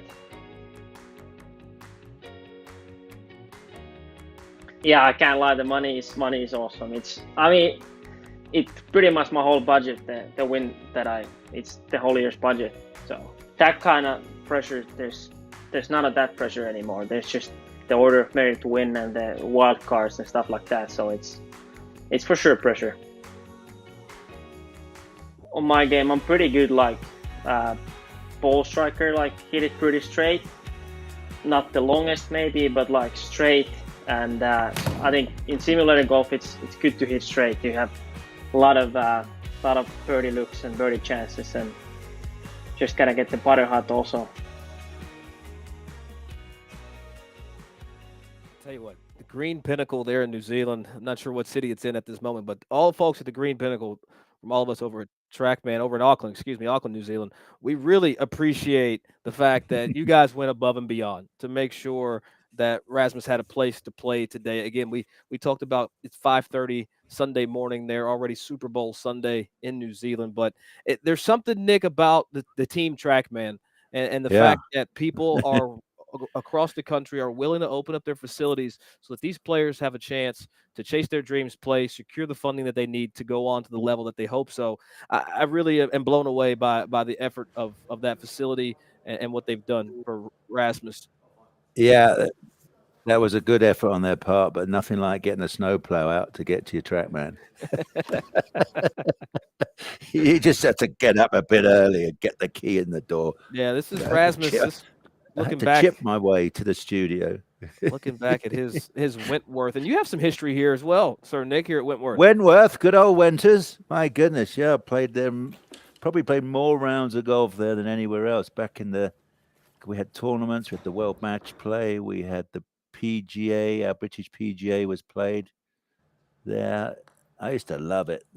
The old course back in the old design. They knocked it about a bit too much, for my opinion. But tell you, where is he? Shot 11 under in this round. We take a look at what he did there at the 17th, and well, this is a boomerang going right to left. Narrow fairway, kicks left to right, got an out of bounds fence on the quarter. So yeah, you always end up in right rough. Well, the thing is, all these players now, we hit fades. We don't really draw it anymore with the drivers. Well, you can't even draw it there. You draw it and it still kicks right. And then try and feed it in. It will run in from about 50 yards short of the green. Oh, hello, somebody's in the trees. That's a first. That's interesting. Yeah, would have had to be creative. Yeah. Short-sided, not anything. A little bump and run. down. The green's perched on the kind of the little fall off to the right. No bunkers on this hole at all. Went with the high softy. Oof, that was well judged. Yeah. What's the key to that shot, Sir Nick? That little high one where you kind of let the arms kind of go. Well, a lot to do with shoulder angles, that sort of thing. Some people try to help it up, and you lift your shoulder, and of course that will drop the blade before the ball, and you knock the teeth out of it. So be very conscious of where that left shoulder goes. Practice that to get the right bounce. You got to get the right bounce underneath the ball. You know, it's not a chunk. It's you got to get that level. You open it up, use the bounce, learn to feel the bounce. So find out what your shoulders have to do to feel the bounce. Get me? Yeah, Don't I love that. That's try and to hear help it. that match strike as we see that. Yeah, it's fun. You find that nice bounce. I mean, the other great thing, of course, wedges now. You've got so many choices. You can have 6-degree bounce, 8 degrees, 10 degrees. So that's another really important thing is finding a bounce that gives you trust. Well, this was his third shot there at Wentworth, and now this was a putt that he had to shoot 11 under par. And tell you what, for a right-handed player, this little left to righter is kind of like the last one you really want to have. You want that uphill right to lefter.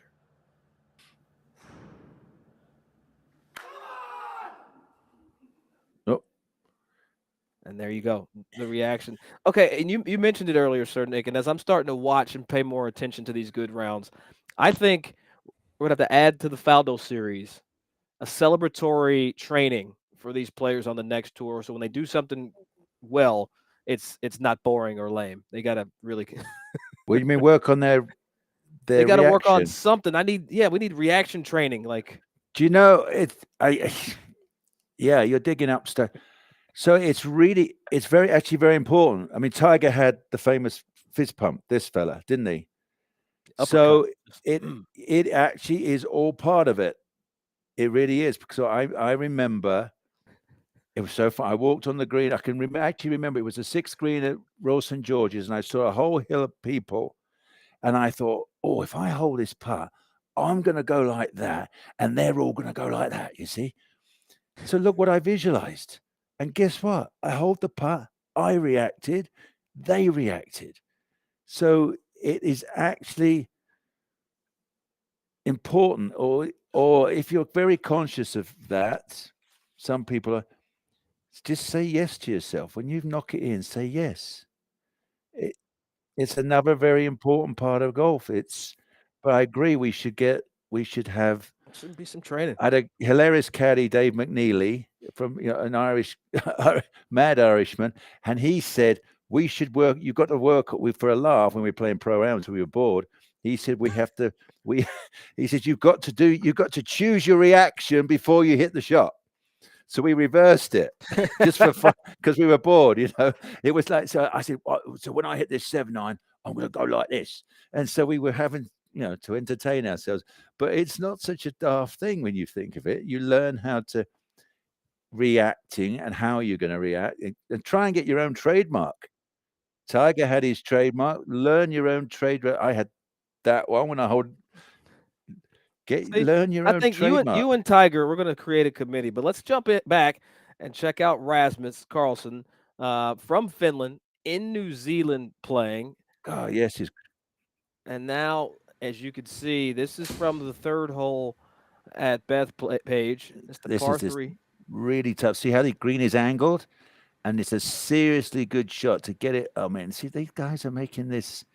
I'm very impressed with their distance control, landing it right in the right spot, getting the right. Hey, to nail one left of that flag and actually land it the right distance is a proper golf shot. Yeah, I love seeing that TrackMan IO they're utilizing there at Green Pinnacle. Came out last year. Really been great. Really saves a lot of space for folks that may not have the clearances, Sir Nick, for like a TrackMan on the ground unit. Now we have the option to shoot down. Yeah. And Rasmus not having the best morning that we've seen, even par through 8 holes. But we know that on this tour, we can make birdies in bunches. Now, here's the scenario. We talked about him earlier, Sir Nick. If he doesn't finish in the money, he's he has to retain finishing in the money, excuse me, to keep his second position in the order of merit race. So big opportunities. Yeah. Because lurking in the back is Mohan Du. She could actually bunny hop him and take that second position. Okay, and right now everybody is on the course. I love that, right? Everybody's on the golf course all over the Yeah, world. all over the world. So let's take a look at our order of merit leader right now. Victor Nordval had a chance to talk with him, and known for that prodigious ball speeds. We'll see where he's cruising today at Bethpage.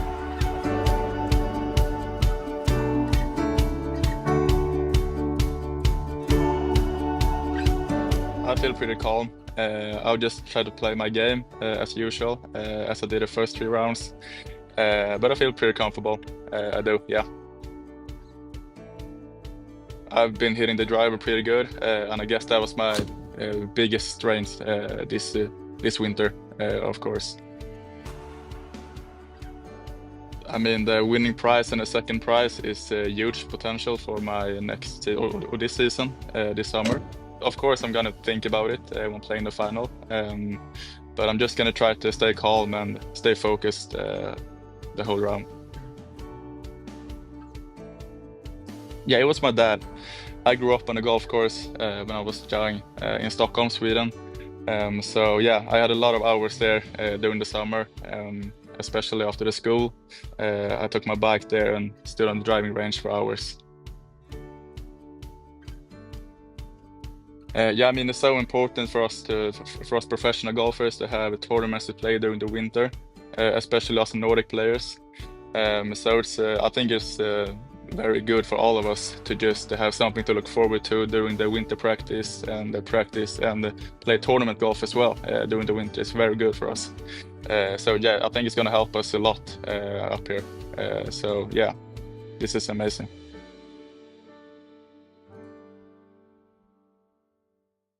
That's from our round 1 winner, Victor Nordval. 30,000 that he took there at Liberty National. And I tell you, we talk about the money, and I don't want to stay so money driven, but it's worth mentioning, Nick, because we're not talking about the Ludwig Bears. We're not talking about powerhouse Scotty Scheffler. We're talking about players that need every dime that they can garner to chase their dream, and that's what we see here from all these players. But that's real pressure, isn't it? You are playing the great Trevino line, playing for $5 and you got nothing in your pocket. Yeah, I mean, these guys don't have it. And it's this, as I said earlier, you don't need guarantee. It's golf. Golf is a sport. It's competitive. I mean, and having the fear of failure on the line, is part of the motivation. Some players are equally motivated motivated through winning, but motivated from the fear of failure. I've seen the best in the world who are worth fortunes do not want to miss the cut because it's a failure for the week, and they will try harder than they've ever tried just to make the cut. Well, Nordval already off to that start where he did make a bogey on his opening hole and catching back up with Jordan Weber. I understand the not missing the cut, but I also feel like, Sir Nick, if you play long enough on the DP World Tour, PGA Tour, Sunshine Tour, etc., you're gonna miss some cuts. That's kind of how the law of averages works. Well, yeah, and there's an element to that. As the example I'm giving, though, I've seen the world number ones grinding to make sure and that's one of the most pressured moments you have on a Friday afternoon, because it doesn't matter who you are, you're one outside the cut, you got 6 holes to play, and it's final, isn't it? If you miss, you miss. You're on your bike and you're on your way to the next tournament. So that's real pressure, because if you might not be playing great and you want to make it, and you want to make it, your caddy wants you to make it, your friends, your fans want you to make, so it's quite an atmosphere. I mean, to turn around you end up feeling very proud when you're 2 outside the cut and you've scraped back in, and who knows, you shoot 64 on a Saturday and you're back in it. So I've done that many a times, and that's all part of it. All part of it.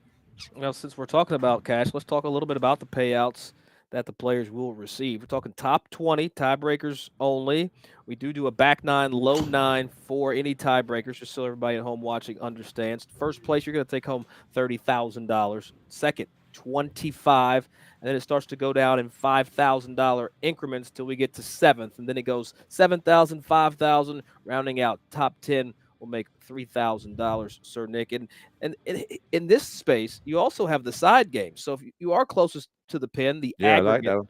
of the closest to the pins, then you're going to get another $1,500. Just a little bonus to drop into your piggy bank. There's going to be a long drive as well for the men and the women. So when you come out here, if you play a lackluster round and finish in the top 10 or so, you can still get out of here with about, say you win the long drive and come in 10th, you're going to get out of here with about $4,000. That's pretty solid. I like the par 3 bonus because it's the aggregate from all the 3 or 4 par 3s on the golf course. So just the fact you hit 1 to 2 feet, if you miss the green on the other ones, you ain't going to win it. So I really like that because I was really good at par 3s. I was really good off a tee peg on par 3. So okay, so let's go ahead and let's flash back to the season or the year that Jordan Webber had after he won the season 2 Order of Merit.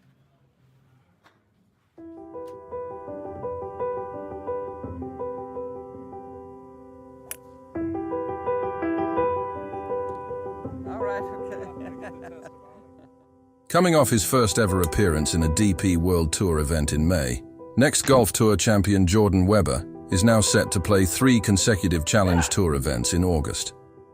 Oh my God. It's so exciting. I can't believe it. Here's a look back at Webber's European Open debut and a look ahead at his busy summer on tour. Nice. Thank you. For his first 2 rounds in Hamburg, Webber was paired with DP World Tour legend Søren Kjeldsen, who was making his 700th start on the tour. Webber and Kjeldsen also played a practice round leading up to the event. Today's round was great fun. I got to play with Søren Kjeldsen, which was a big-time treat for me. He's such a great player. He's been out here for a long time, so to watch him hit shots was a great learning experience for me. To see how he hits shots into the greens and how he pitches around the green and putts, it was really great fun and good experience for me. How was it playing with Jordan? It was great fun. I mean, he's a great guy. He's obviously a really good golfer. Hits at a mile, which is fun. Yeah, we really enjoyed it. We had a great day out there, and I'm excited to playing with Jordan on Thursday. Although a second round 80 left him below the cut line, Webber said the experience was invaluable. I played well the first round, was happy with how I played, and the second round wasn't my best. But I think the experience I gained from it will help me going forward. So I have 3 Challenge Tour events coming up, and I'm looking forward to playing in them. Webber took some time to rest and recharge following his whirlwind transatlantic trip, then got back to work on his game.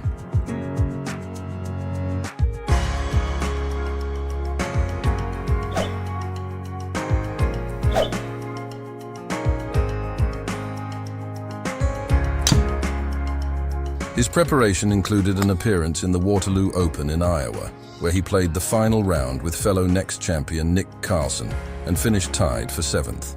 So playing with Nick was amazing, fellow next tour golfer. It was fun reliving the next tour season 2.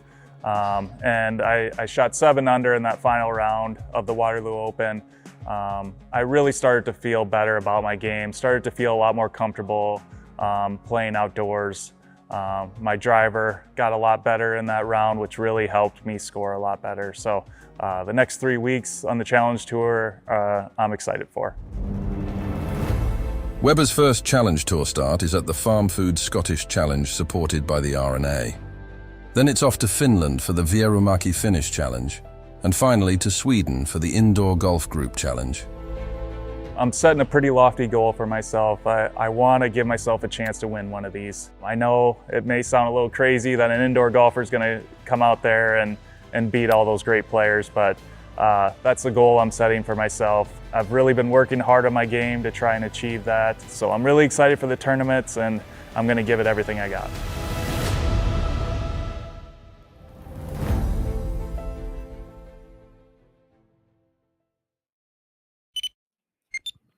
Tell you what a difference a year could make, and Jordan Weber, love seeing all that he has gone through. And Sir Nick, he's just a wonderful human being that is so well deserved of the accolades that come, and just a guy that got a restarted life. And that's what this game can also do for you, because it's such a lifelong game.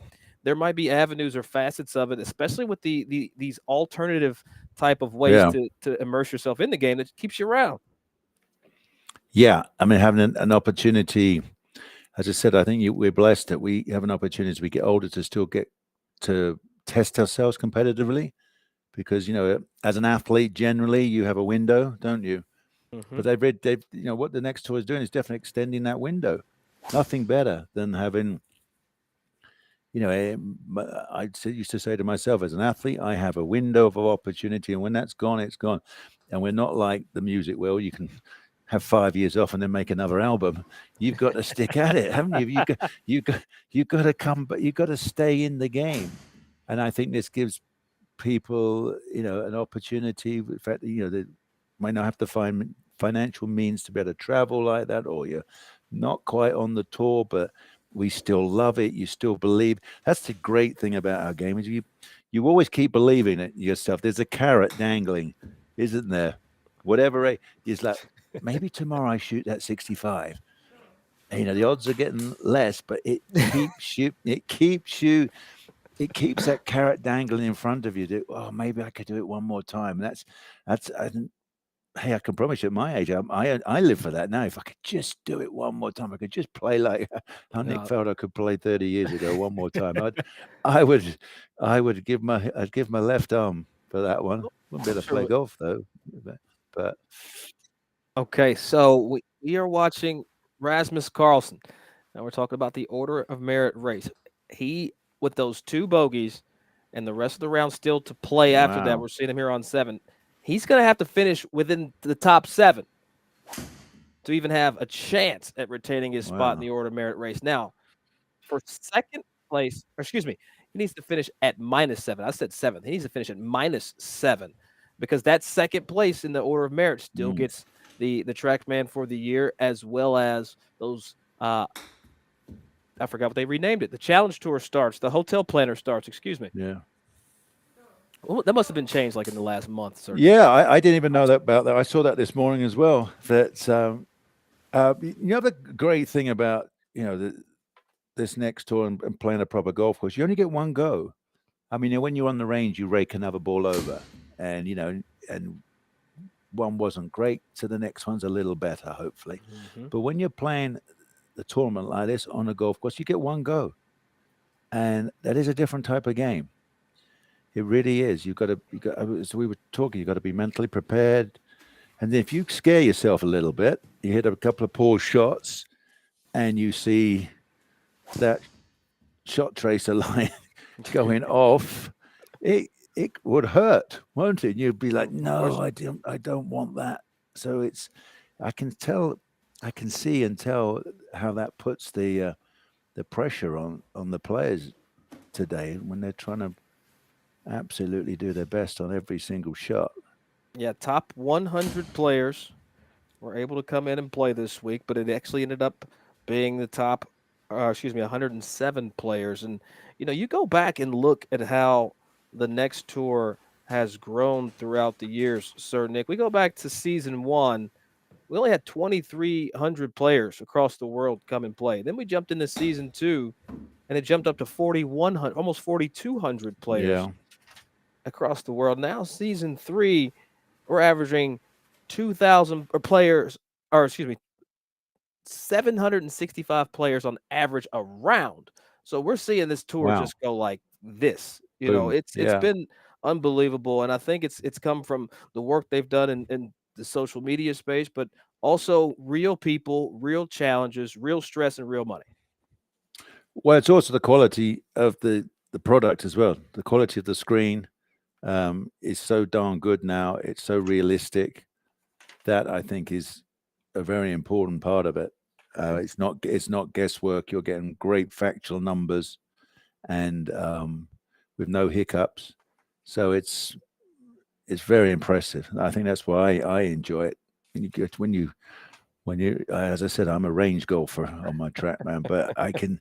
But you Oh, see Soto, every you're a you got to tell me more about the range golfer because there's so many things that you can do besides just Yeah. swing into the screen. If you're the right, Whoa, because yeah. there's no chance you're just blindly or mindlessly hitting balls. There's zero. Not chance. even close. I mean, as I was talking to Mark, I still hit every shot with intention. I stand up and look, and I have its fade, high. You know, you've got your launch heights and everything. You've got your optimums, all that sort of thing. So I'm trying to do that. And the good thing is you can concentrate on one thing at a time. You can say, you know, you go through the ticking box. You know, I can get plenty of height on my shots, no problem with that. So sometimes I want to bring them down, and then do I want the right spring? Do I spin rather? Do I want the right angle of attack? So you can work on each one at a time, and as well as the obvious of seeing where it lands, which is important. You've got your targets as well, so you've always got something to aim at, which I think was a real secret when I was a kid. I only had one green, one bunker, one flag to aim at. Not such a did me well. Well, I'll tell you what, I'm getting some information, Sir Nick, that we're going to go to Victor Nordval on the whole 18th hole at Wentworth, a hole that you've played multiple times. Let's go ahead and roll it because I want to see your reaction to what you're about to witness. Where is he driving? I've got this is 196 ball speed. So he's hit it over the creek. That's what I'm guessing. That is ridiculous. So, you know, the creek with the little ditch or little wasn't burn. a creek. It wasn't like that, but what were they? They were ditches. They're not even called ditches. I guess they were called ditches in Britain back in the day. There's one way back. We used to hit a driver just short of it on the downside. It was a drive and a 2-iron if you played it really well, or even a 3-wood back in the day. So to be able to hit it over the trees is. So this tee shot is off the charts. Tee shot. Again, no, that's ridiculous. If we did that, it was lost ball. He was hitting another one.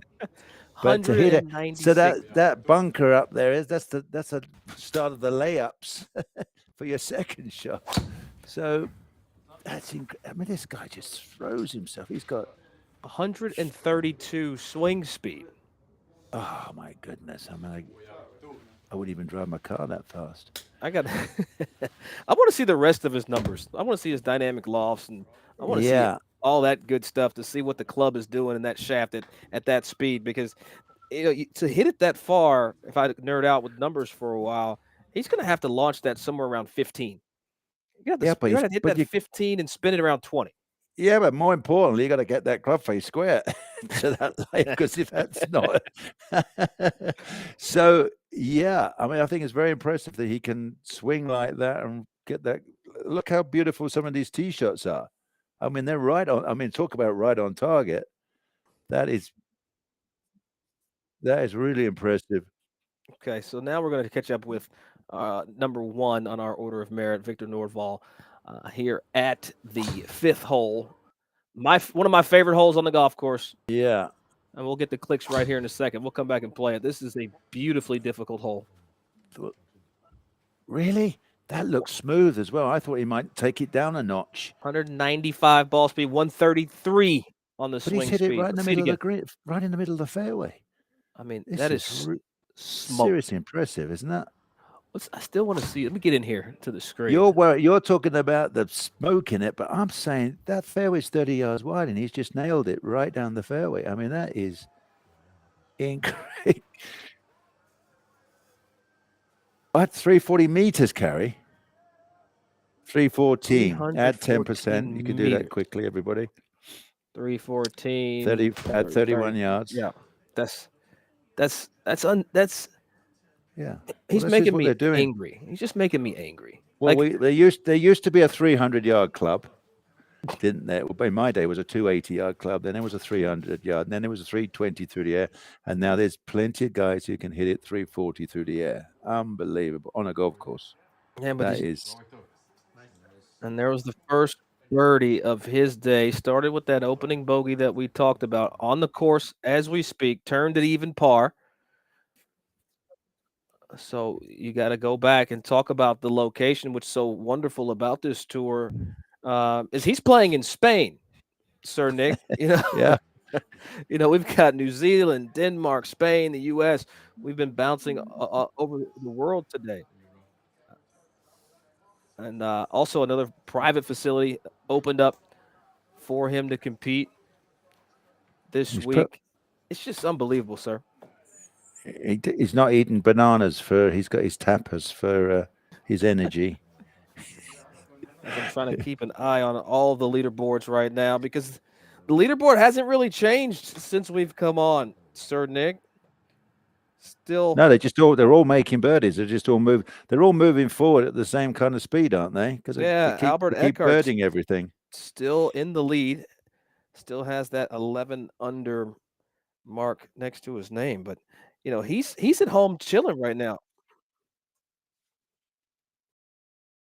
As we take a peek at Victor, see him there through 10 holes, even par.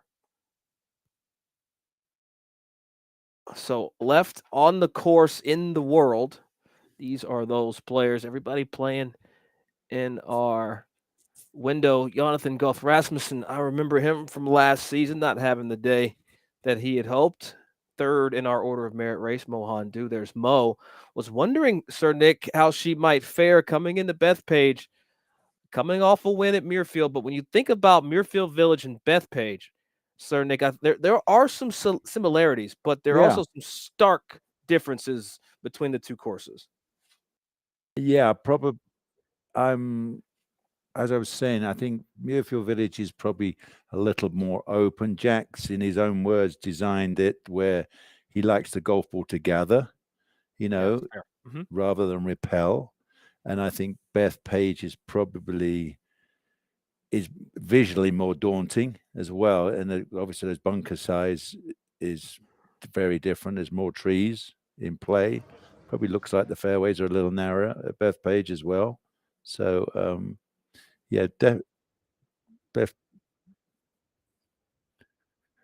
let's take a look at Jonathan Goff Rasmussen because, Sir Nick, he's playing with a wrist injury, and rather than use the hand that's hurt, he said, "The hell with that! I'm just going to hit it one-handed." What? So he's playing single-handed golf. Well, now he's in the trees, though. That didn't help. 155 ball with one hand. Look at this. One-handed, just right-handed. Just playing his game. Unbelievable. You're talking about a guy, Sir Nick, that is talent on the Hotel Planner Tour. He's won, in the feeder tour to the DP World Tour, but to have the balls to come out and play one-handed is impressive. I cannot think of any. I've never ever heard of a pro ever in a tournament like, well, no problem. I'll just play one-handed. I'll finish off the round. It's actually it's a fantastic exercise. You should try it. Tee them up. I used to do that. Hit them right-handed and left-handed. It is excellent for you for your hand, for strength, building up actually strength in your arms as well as coordination. But I've never been on the golf course with a scorecard in my hand playing one-handed. Come on, give me what's next. Well, who's next? That's what we're trying to figure out right now. But I tell you, even to this day, when I go warm up, my first 10 or so balls, left hand only, find the bottom, right hand only, find the bottom, and then I put it together and start going on through the day.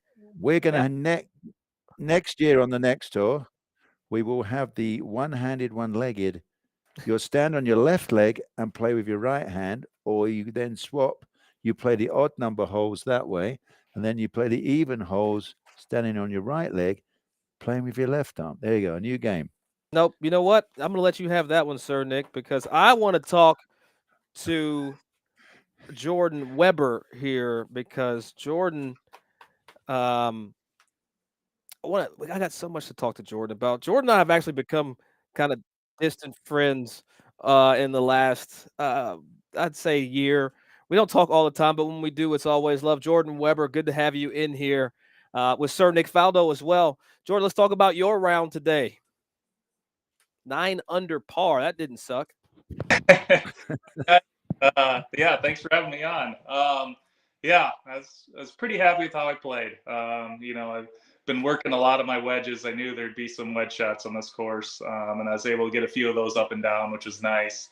Drove it fairly well. Made a couple putts. Just a couple holes here or there. Changes it from 11 under to 9 under. So I was really hoping to get to that number, but couldn't quite get there, unfortunately.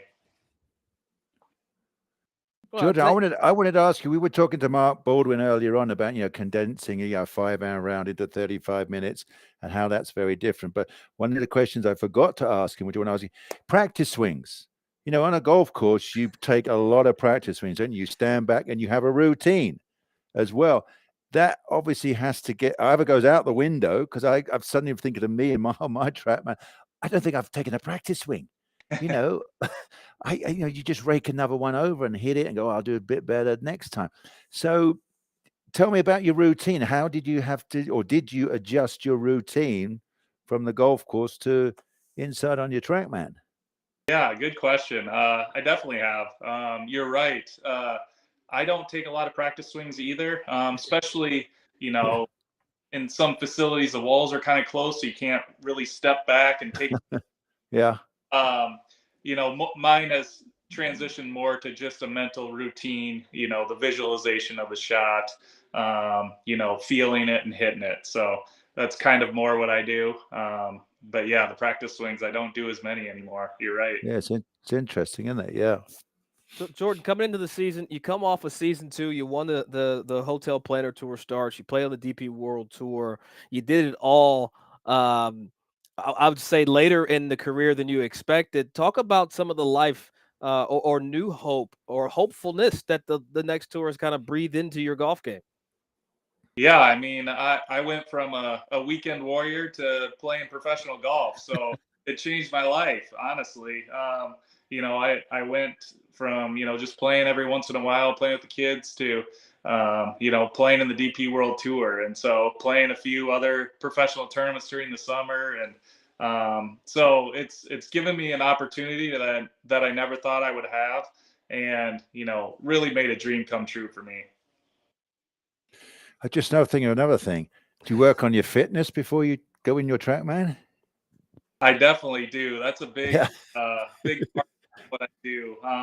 Speed is so important in golf. As you can see, I heard you guys talking about Victor earlier and how far he hits it. There's a few guys 90 plus on this tour. And, I think to play well in simulators, you don't really lose a ball, right? You can hit it in the thick rough and you'll find it every time. And so that's where Nick, don't lose a ball. There you go. You don't lose a ball. Isn't that a good deal? Yeah. I know you can wear a ball out because I've got powerful wedges, I've got a powerful drivers and a powerful iron shots. Because if you keep hitting them, they get a bit rough, don't they? But hey, Jordan, coming into the season though, you come off season 2, and there had to be a high that you had to come down from because I mean, again, you're playing with Mr. Kelson, you're out traveling the world, and then it's like time for season 3 and the ramp up. Talk how you managed to transition, I guess, the mindset from season 2 into season 3. Yeah, I honestly think I struggled with it a little bit. I felt more pressure this season than I did last season. I think there's something to being the underdog and not having any expectations, building confidence week after week, compared to this where I came in with these really high expectations. And awesome people like you talking about me to where I just struggled with the nerves and the pressure, I think, a little. So tell me, you walk in a TrackMan all on your own, Everybody else is playing all over the world, and you feel nervous. And you make yourself nervous. Isn't it a weird game? So I guess the trick is, so tell us about, even pre-round, you're thinking about, wow, I'm off to go and compete. As I've described it, now when you're on the golf course, you only get one go. You can't rake another one over. So tell us how you wind yourself up. Yeah. So weird because for outdoor golf, I have like hour pre-round routine. Yeah. Or I have a 2.5 hour pre-round routine. So I go in, I work on putting to start, and then I do a lot of wedge work. I do the TrackMan Combine, and I play a round on the course, and then before I start my round. It's something about pushing that button, though, Jordan. Like, because you have to set a lot of people that haven't played, that may be tuning in for the first time, you have to set the camera up so that you can, be seen by the validators. And then you push the button and it's like 3, 2, 1 live, and you feel it. Like, it's like you teleported inside the ropes of Augusta all of a sudden. Well, maybe. I wish I had a heart rate monitor on me, because you would see it the second heart jumps up about 10 beats per minute. It's so funny how we can wind ourselves up, isn't it? It's so. I took about 35 years ago, I was taking helicopter lessons. And the day your pilot steps out and you're going to do your first solo, and he turns around and looks at you and you can't hear a thing because the engine's going, and he gives you a thumb, and I can remember this thumb coming up thinking, I'm okay to go and fly a helicopter all on my own. And it's a little bit like, that's what I'm thinking. This is so weird that you're in a facility all on your own and you can wind yourself up, because normally, obviously, as a tournament, you can see the other players, you can feel it, you can hear the atmosphere, feel the atmosphere, you got crowd, you got color, got all sorts. And there you are all on your own thinking, holy crap, I've got to play golf against people I can't see, can't feel, and you wind yourself up. Isn't it fantastic? It is. Like last year, as bad, and I think it was like the circumstances didn't really feel real. I actually went to the DP World Tour and went to the Challenge Tour and got all the, and now it's like, it really does mean a lot. So you hit that go button. I know every shot means a lot for someone like me. So, hey, Jordan, how were your nerves going in? Because I'm sure having won next, you get to those events overseas and people now know who you are. How was the experience, and then coming back in? Was it calming, or was it still kind of, pushing the button and going red hot? It's funny because this tournament, I was like, I thought I don't have a chance to win the Order of Merit. I'd been nervous the first 3 rounds. I thought coming into this one, it's like, all right, the pressure's off. I can just go play my game. And then they announced that they get the Live Golf promotion deal, and I'm like, oh, geez, now I guess I got a lot of pressure on me again because I got a chance to do that now. So, it still was bad for me. I had a couple swings where they went really far, and then a couple times I got scared and held it and, went way short and right. So it's like, it definitely affects me. Yeah. Very interesting, that. Learning, like we were talking about this earlier on, learning to cope, get the heart rate, get the rhythm. That, so I don't know. Yeah. Once does it affect you when you actually see obviously the shot line going off in the wrong direction? You're thinking, oh no, I didn't want to do it. It kind of accentuates it, doesn't it? Because a lot of guys on toys, you see, they hit it, don't like it, no, they don't even watch it. But you're actually forced to watch the darn thing go off online. You think, oh no, there it is, and then another lovely number comes up and says you're 53 yards offline. Yeah. just to rub it in. Well, the number one rule of simulator golf is if it goes that far offline, you blame it on a misread. That's right. Oh. The TrackMan doesn't miss. Other units do. Yeah. Unfortunately, not sometimes. Yeah. Jordan, as you've kind of been to the mountaintop, you've come back for season 2. We're going to have some changes coming up in season 4. Does I guess stepping out of the spotlight this season, does it kind of propel you forward, or how do you perceive how you're going to play going into next year?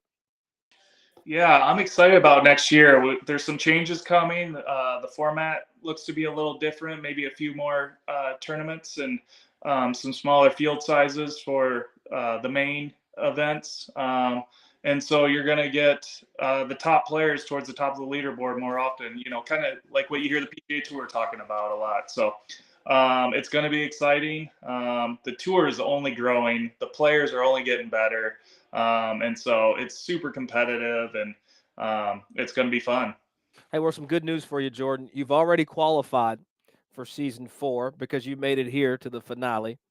And then next year, the purses, and we'll talk more about it later, we'll have a combined purse of over $1 million.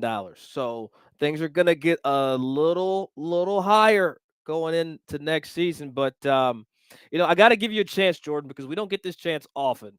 Do you have any questions for a 6-time major champion? Oh man, I mean, I'm so honored to talk to you. I mainly just want to say thank you.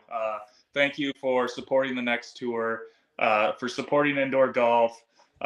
You created the junior tour for TrackMan. My son, he loves it. We're That's seeing great. kids come into our facility and playing. So, I just want to say thank you to you for supporting this tour and indoor golf. Yeah, well, I appreciate that. Yeah, I mean, TrackMan's. I was on the range with Klaus 21 years ago in Sweden when he first invented it, and here we are. And simulator golf, indoor golf is just so popular now. And a lot to do with the fabulous quality, of course. Yeah. I think that's it. A great difference, and what TrackMan's done to help me with the series to elevate that. I think we're onto something really cool. If we can get more kids playing golf, so very happy with that. So thank you for that. Yeah, Jordan, go ahead. You got to plug your facility, man. Go ahead. I got to get out the way for you to plug where the kids can come and play and practice. Yeah. Yeah, we just built it in October. It's called Net Par. We have 6 TrackMan bays. 5 of them are the TrackMan IO. One of them is a TrackMan 4. We have leagues and junior tours and high school leagues and all that. So come on up, check us out. Never thought I'd have to come to Iowa, but okay. Yeah, and we've only done 1 month of the virtual Faldo series, so we've still got February and March. So get out there, kids. Get them, go and click that button and go and play, because we're taking the winners. Will come and play in one of my grand finals, and other fabulous prizes which I've been designing. So that's a secret. So we got some cool ideas. So kids, get out there and hit that button, and you never know what it might lead to. Well, they might be Jordan Weber when they grow up. Jordan, thank you so much for your time. Thank you for all that you do behind the scenes. And you know what? Watching Jordan's clips, can I get a TrackMan pullover? I mean, I saw the Jay Lindbergh Jordan was wearing. He was completely sponsored for that last event. And I just, I'm just saying, just putting it out there. Jordan, thank you so much, man. Always a pleasure to speak to you, bud. Thanks, guys. Have a good one. Right, see ya.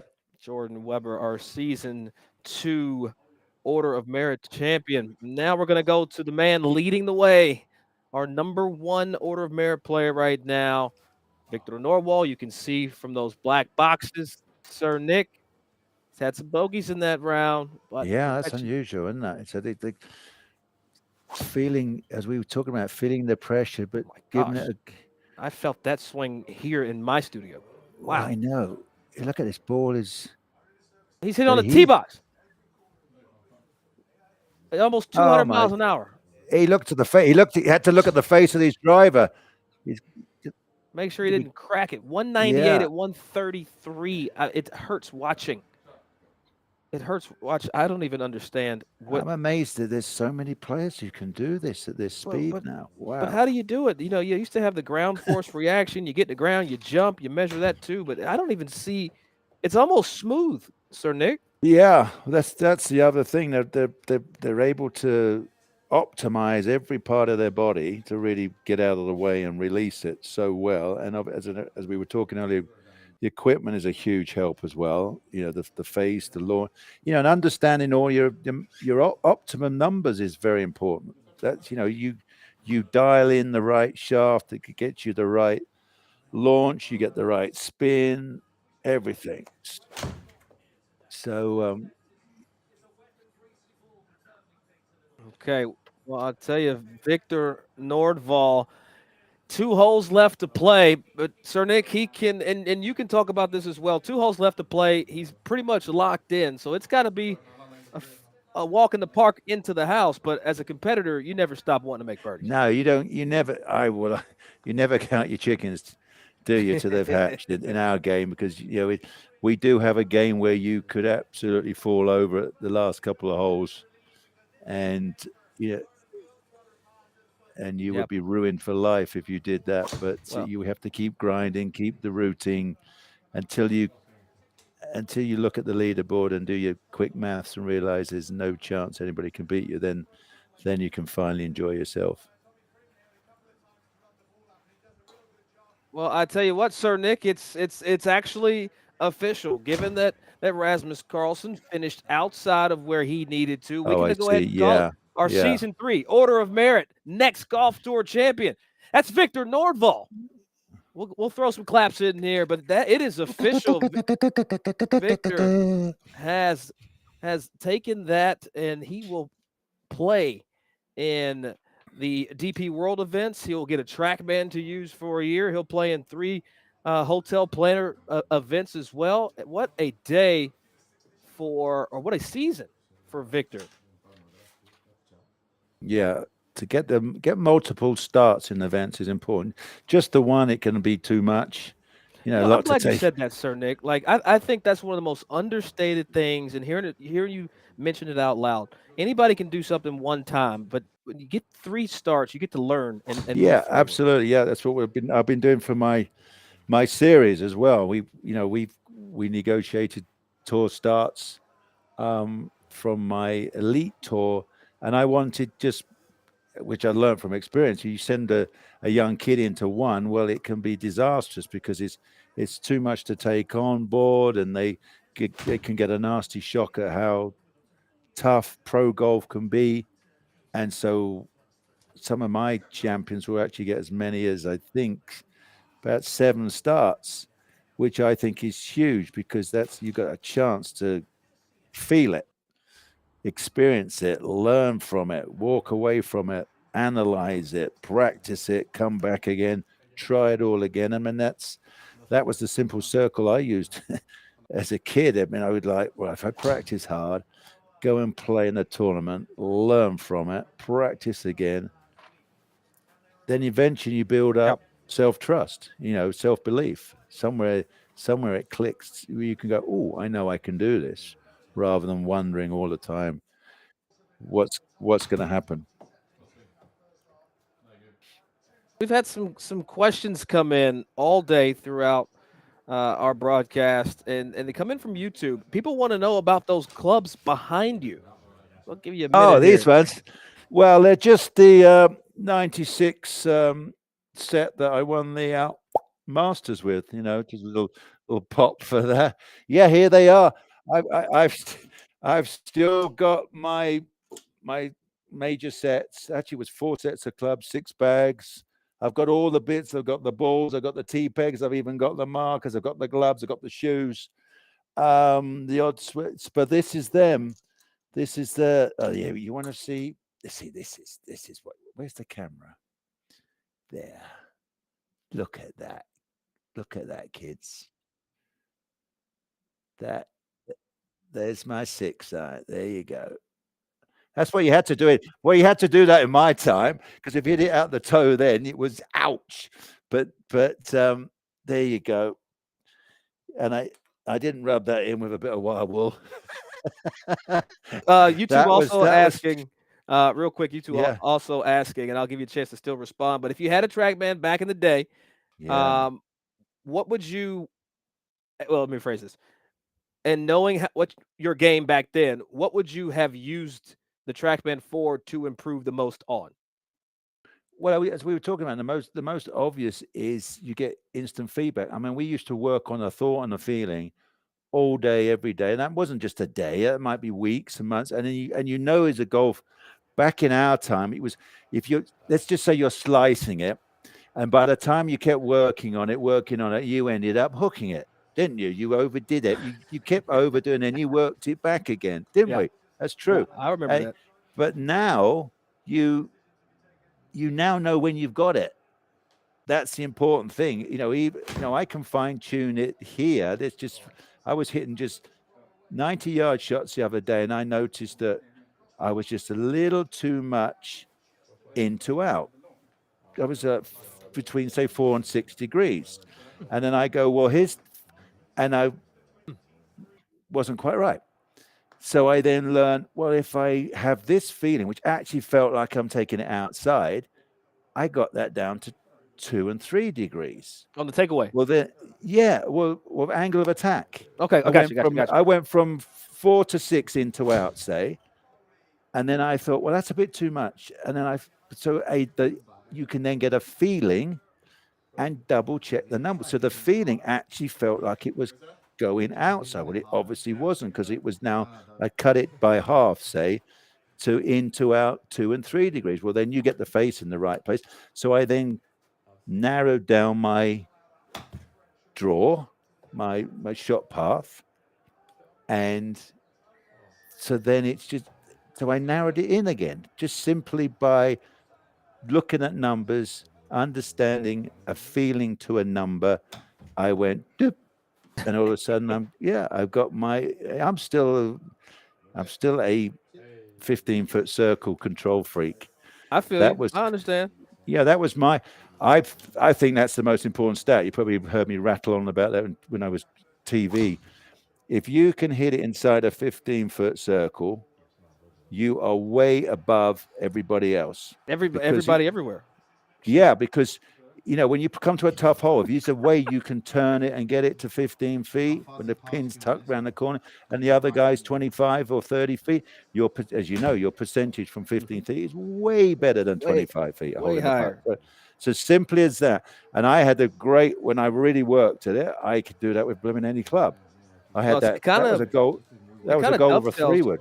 Into this next question is, how would you balance using technology like TrackMan with the feel and intuition that traditional players relied on? You kind of just talked about that. Well, I think I probably answered it as well. Yeah. You can have. I think when TrackMan first came out and people saw numbers, it was like, oh well, I can't handle it. But if you narrow it down to the numbers that you like, that you think are important to you, then you can help yourself. You can understand club path, ball face angle, start that how much curve. You can then start to fine tune a feeling. You can take a feeling or a slight swing change, and that's kind of what a feeling is, and you can see if you're on the right track. And you won't overdo it, like I was describing at the beginning. You won't, if you've been slicing it and you start doing this, well, eventually whoa, that's way too much. So I think that's what this generation has done so well, though. Like, to that question that was just asked, is they've been able to learn under the numbers, the feel. They kind of reversed it. Right? Yeah. Instead of learning what it felt like and then seeing what the number was, they got the number and then learned what the number felt like and reverse engineered it backwards. At least that's what I feel. Yeah, I agree. Then that's the confidence booster that you well, as we said, the workload as well. I seriously, I hit millions of golf balls. I really did. And so the thought that your practice can be way more productive. If you hit 100 balls and you really know what every single ball is doing, and as I described before, if you have an intention before you hit a shot, like I'm going to hit a high fade with this, and let's see if I can do it, and go whoosh, and you'll then get a line to prove that you were doing it. You'll get numbers to prove. That's the other thing as well. If you stand up and say, I want to hit a 5-yard draw, and you have a feeling, and up comes a number 5 yards draw, you don't need to know anymore if you don't want to, because obviously if you did it correctly. I always get kids when I say do this and they do it, and they all go, so what did I do wrong or different? And I'm like, no, you actually don't need to know any more than that. Whatever you were thinking and feeling worked. You don't have to dig any deeper than that. So sometimes I can come on TrackMan and simply go, well, let's just play with it. Hit high fade, did it. high draw, low fade, low draw. That's what I did back in the early 90s. If you've got, Tiger said he's got 9 windows. We weren't as rich as that. We were poor. We were a lot poorer in our day. We only had 4 windows. Yeah, I had a high fade, high draw, low fade, low draw. That did all right. I mean, I could get it. You can get around a golf course like that. Straight's a myth, Sir Nick. That's all it is. I don't even know. Why do you need to hit that shot? Like, ugh. I love, and that's what I enjoy about TrackMan, because when you are a player like me, I love to see a fade. Like, so I want to make sure my path is negative for a right-handed player. I don't really care if it's 3, but it just has to be left so I can go ahead and hit the little pull cut that I prefer personally. Pull cut. It's a pull cut. It's just a left path cut. Starts left, kind of. Try my chicken wing. All right. I might have to. The way my shoulders move. My chicken wing's great, because whatever your path is, if the club face is like 1 degree open to your path, boop, just goes to the right. Lovely. Yeah. You're always in play. See, I didn't even know I was going to get blessed with some swing help today. There you go. As we see Victor Nordvall. Here he is at 15, Sir Nick. Starting to feel like we know what's going to happen. He's starting to understand that this day is well in his grasp, or this season, as he just let that little low birdie, or missed that birdie there on the 15th green. We'll see what he can ratchet up, though, here at the 16th, because he's still thrashing away.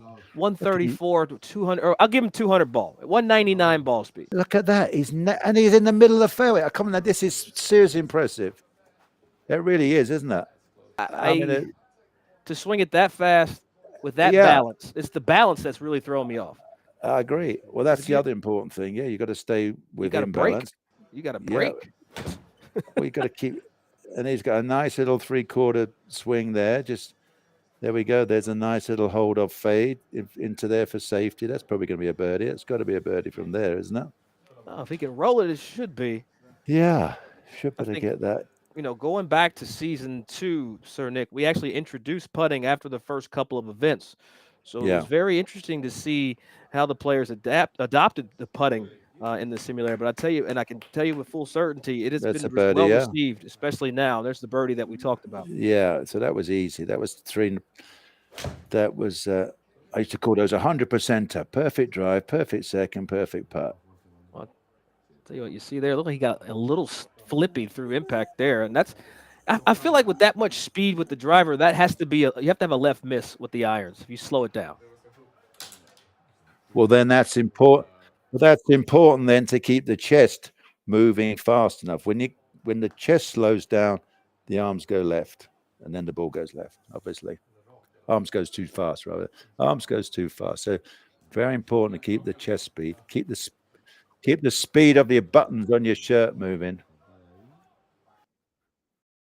Okay, so as we watch Victor Nordvall finish, we're going to bring in, the winner, Albert Eckhard. Let's bring him in here because he has won our final round of the season.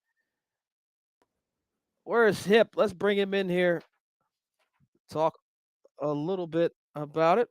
He'll be here. You guys have to understand the technical feat that we put on. Our producers are in Copenhagen, Denmark. And there is the champ. The champ is here. Hi, guys. Hip, is the music too loud? On, you know what? You're celebrating right now. We can hear you. That's no. We're actually in a hotel. I'm here with Nick Katur. You might notice him. He's over here. He's a season 1 winner. There he is. What's up? Tell him I said hello. Talk a little bit about what you saw coming in, because when I went to bed last night here in Scottsdale, I checked the leaderboard. You were not there. When I woke up, you had taken the lead. Talk about this final round. No, I mean, it was great. Actually, I'm working as a golf coach and a teacher, and I haven't had too much time to practice. And yesterday, I played the practice round a couple of times and shot 11 under on the second practice round. I thought, all right, maybe I have a chance. And I think you did it again. Yeah, this morning I woke up and went there and didn't feel as great, but as soon as the game started going on, and when the birdies started to roll, it was just making them. We're so impressed with your club head speed, ball speed, and your accuracy. How on earth have you managed to get both of those at that level? Are you, Sir Nick, are you talking about my club head speed? Have you seen the other guys? Yeah. I'm on like 120, but there's guys like 130 plus. No, I think you have too much respect for those guys. Look, if you're hit anywhere above 80 ball speed, it's crazy, and that's what you've shown it's still throughout the day. impressive. Yeah. Yeah, thank you. Yeah. So the other great thing about playing the next tour is when you've won, the bar is only 30 yards away to celebrate. That's true. That's true. That's true. Yeah. You just gotta go next door. That's fantastic. So how does it feel? We were talking about you said the expectations. It's quite amazing that you're going to a simulator and you can wind yourself up. So obviously you played a great practice round the other day, shot 11 under, gave you the confidence. So how do you take the confidence to a track man?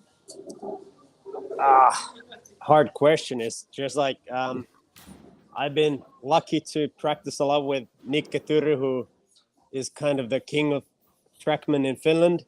Okay. And he kind of showed us the way how to play then, how to calculate the numbers and stuff. And then after that, it's only about hitting the ball and putting it. And it's of course from the flat surfaces and just need to be good on that. Well, I got to ask you, Albert, how does it feel knowing that not only have you earned $30,000 with your win today, that you're also going to receive an opportunity to play in the Live Promotions event at the end of 25? And because of the round you just played, you're going to finish second in the order of merit. And you're going to get 3 hotel planner stars. So you just you had a good day. Yeah, that's great. It's been a few years since I played the Challenge Tour before, and it's great to go back and play again, give it a shot. And the Live Tour, I know Kalle Samoja, and I know it's been great with him, and this is just the qualification and so, but it's nice to go and see how it goes over there. Yeah, and again, you said you've played the Challenge Tour, got a new name, the Hotel Planner Store. What will you take away from your previous efforts now that you've kind of earned this through Next? What are there things that you plan to change or have learned that can propel you forward? Well, I never played a Challenge Tour like with full category or anything. I got the invitations from Federation. When I turned pro, I was doing okay as an amateur. So I got some starts, and now it's great to go and kind of feel that I earned the starts from by myself. So it's better that way, I think, easier. But still, I'm just looking forward. Well, how does it feel though? Because if I'm looking at everything correctly, you knocked out another Finn out of second place. Rez. Rasmus Rez is a good friend of mine. We went to the military service together in Finland, and now I feel a bit bad for him to not make this Challenge Tour starts or the Hotel Planner starts, but he will do it anyway by himself. So. I got to give the floor to Sir Nick Faldo because, Nick, when we talked about throughout the day, we've talked about how to take the game from the course to the sim space, but now we got to talk about taking the sim, take it to the other the course. Yeah. Well, you got the only fear, Albert, is on the real golf course. You could lose the golf ball. That's the great. I know. The great thing at track, man, you're not going to lose your golf ball. I have done that before, so I know. And you've got to learn. You got to learn to throw up the grass again. To get the wind direction. Yeah. You need I played Pure Tournament last year, so I still kind of know how it goes. Not on that level as where you are, but yeah. Yeah, and also we gotta follow up on you. How it looks like everything from the hip surgeries you're good to go. You look perfect. Is that true? Yeah. I was probably 18 when I had my first operation on my hip. Oh wow! I was doing, really? Yeah, I was doing quite good back then. I never went to college, but I think I was top 10 in the amateur rankings. And then had the first surgery, didn't go very well. Probably 4 years after, I had another one. Wow.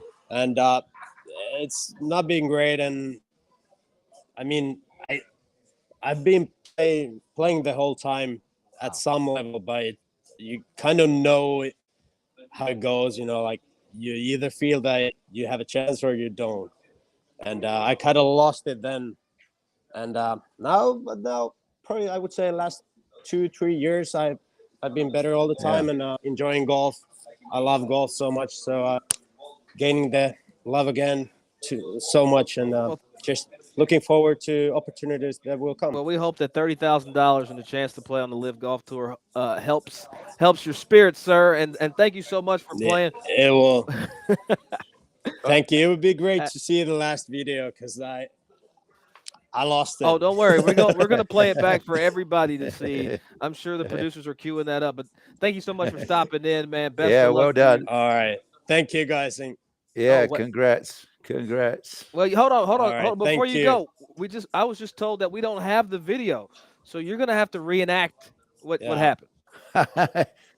All right. So we had a left pin on 18, right? And I hit a drive. I smashed it, but I hit it a bit toey, and I was in the left rough, probably 65 meters away, so it's like 70-something yards. Hit it probably I had 8 meters left, downhill putt. And then I lost the connection with the next recorder app. And, I just want to go out there and putt the putt. And so I had to wait for like 60 seconds and turn everything off, turn everything on again. Oh, no. Yeah. Then I called my friend Nick how should this go and how do we work this out and what should I do? And then it started showing the screen that you can play the shot. I just said Nick that wait a second, I'm gonna hold the putt and call you soon. And I hold it. Hey, well, that's why we don't have it, because you went through all those difficulties. You need tell Nicky we said hello and that we appreciate him helping you get through the finish line. But Albert Eckert, you are our winner of the Next Golf Tour Season 3 finale at Bethpage Thank you very much. And thank you very much. All right. Congrats. And thank you. All right. Sir Nick, great to see you. All right. Hope we see you on the real golf course one day. All right. Yeah, you will. No worries. Good man. Bye. Cheers. Well, I'll tell you what, let's go, Sir Nick. We'll look at some highlights from his round, because he definitely had somewhat of a low light. There's 179 on the ball speed. Still plenty of speed having those hip surgeries. But here on the 9th, Sir Nick, able to find the right side of the fairway. Yeah, that's a very undulating fairway. Got the magnificent humps and hollows shorter. Actually, they're all kind of short of the bunker. They've hit it to the top of the hill. Again, very nice flat shot, very small green, almost perfectly circular. But what a beautiful little shot right in the corner there. And hit that right in the gimme range. Yeah, I love that. That circle of love. It's really my favorite thing. And then 10 is a great. So when we played back in the Open, we couldn't reach the fairway that one morning. Got to hit it up the walkway. But it's a great hole. And look at all that beautiful bunkering. Look at that. Yeah. And then the secret to this kind of rolls off the back edge of the green. You cannot go near the back edge, but obviously the flag is actually near the back. So again, beautifully judged, because if you go off the back of that green, it can roll off 30 yards off the back of the green. So, Nick, have you played here since that 2002 Open, or U.S. Open, I should say? No, I haven't played it. I did TV, did the last, what was that, 5-6 years with the Koepka when he won? 19. Yeah, when he won, I was on the call there for the television. Yeah, so Reese Jones touched it up in 2015 for that Open. Yeah. So I haven't played it since it got some new looks. But I'd tell you the bunkering, the edges. I love Reese Jones as a designer. He's one of my favorites. Reese Jones and Yeah. Donald Ross. I could play those two designers all day, Oh, every yeah. day. But here at the 11th, just the par though for Albert. But again, you start to feel like he's got more to do in the tank, and he got out of this round, Sir Nick, 4 more birdies on the card. But in real conditions, this stretch 10, 11, and 12 at Bethpage, it'll give you all you want. Well, and 13. 13 is a par 5, very narrow, just trees left and right. Long par 5, then you play, and then of course 15's a brute up here. So this is 12. You know, knocking it over that bunker is really impressive. That changes everything. We were way back before in that gap. So when you're up there, the toughest thing at Bethpage in some of these flatter holes is depth perception, because you know they're flat and they got the big bunkers, so trees behind probably foreshortens everything, but nicely done there. Tell you Two what, very solid shots. That Live Promotions event was only announced, Sir Nick, a few days ago. I don't even think players have had time to even understand the potential opportunity that even brings. That was a late announcement from the Team TrackMan. Yeah, chance to get outside and be competitive. Yeah, it's good for them.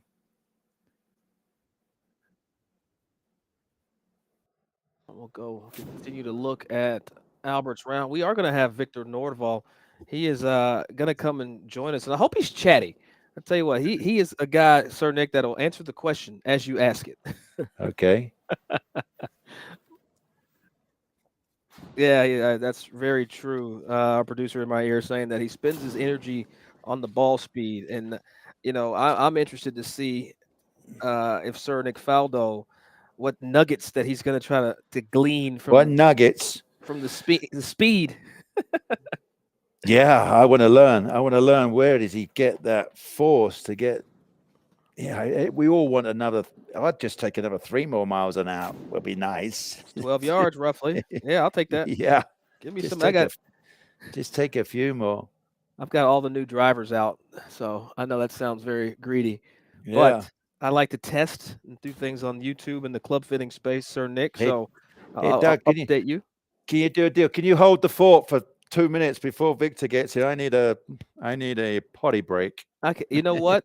Can't do that on CBS, but you could do it right I here. am now. Yeah, we can here.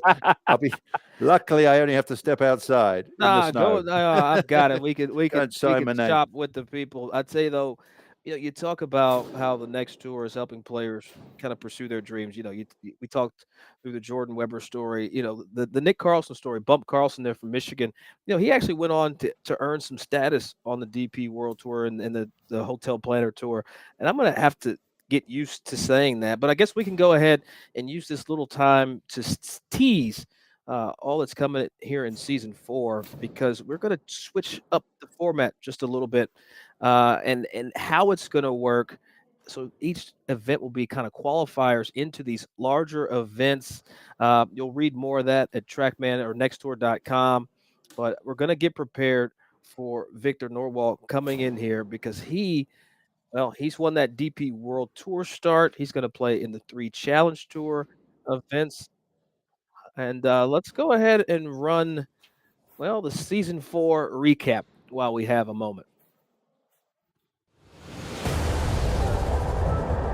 It really has been season changing. It was life changing. It means I get to go to Europe. Woo!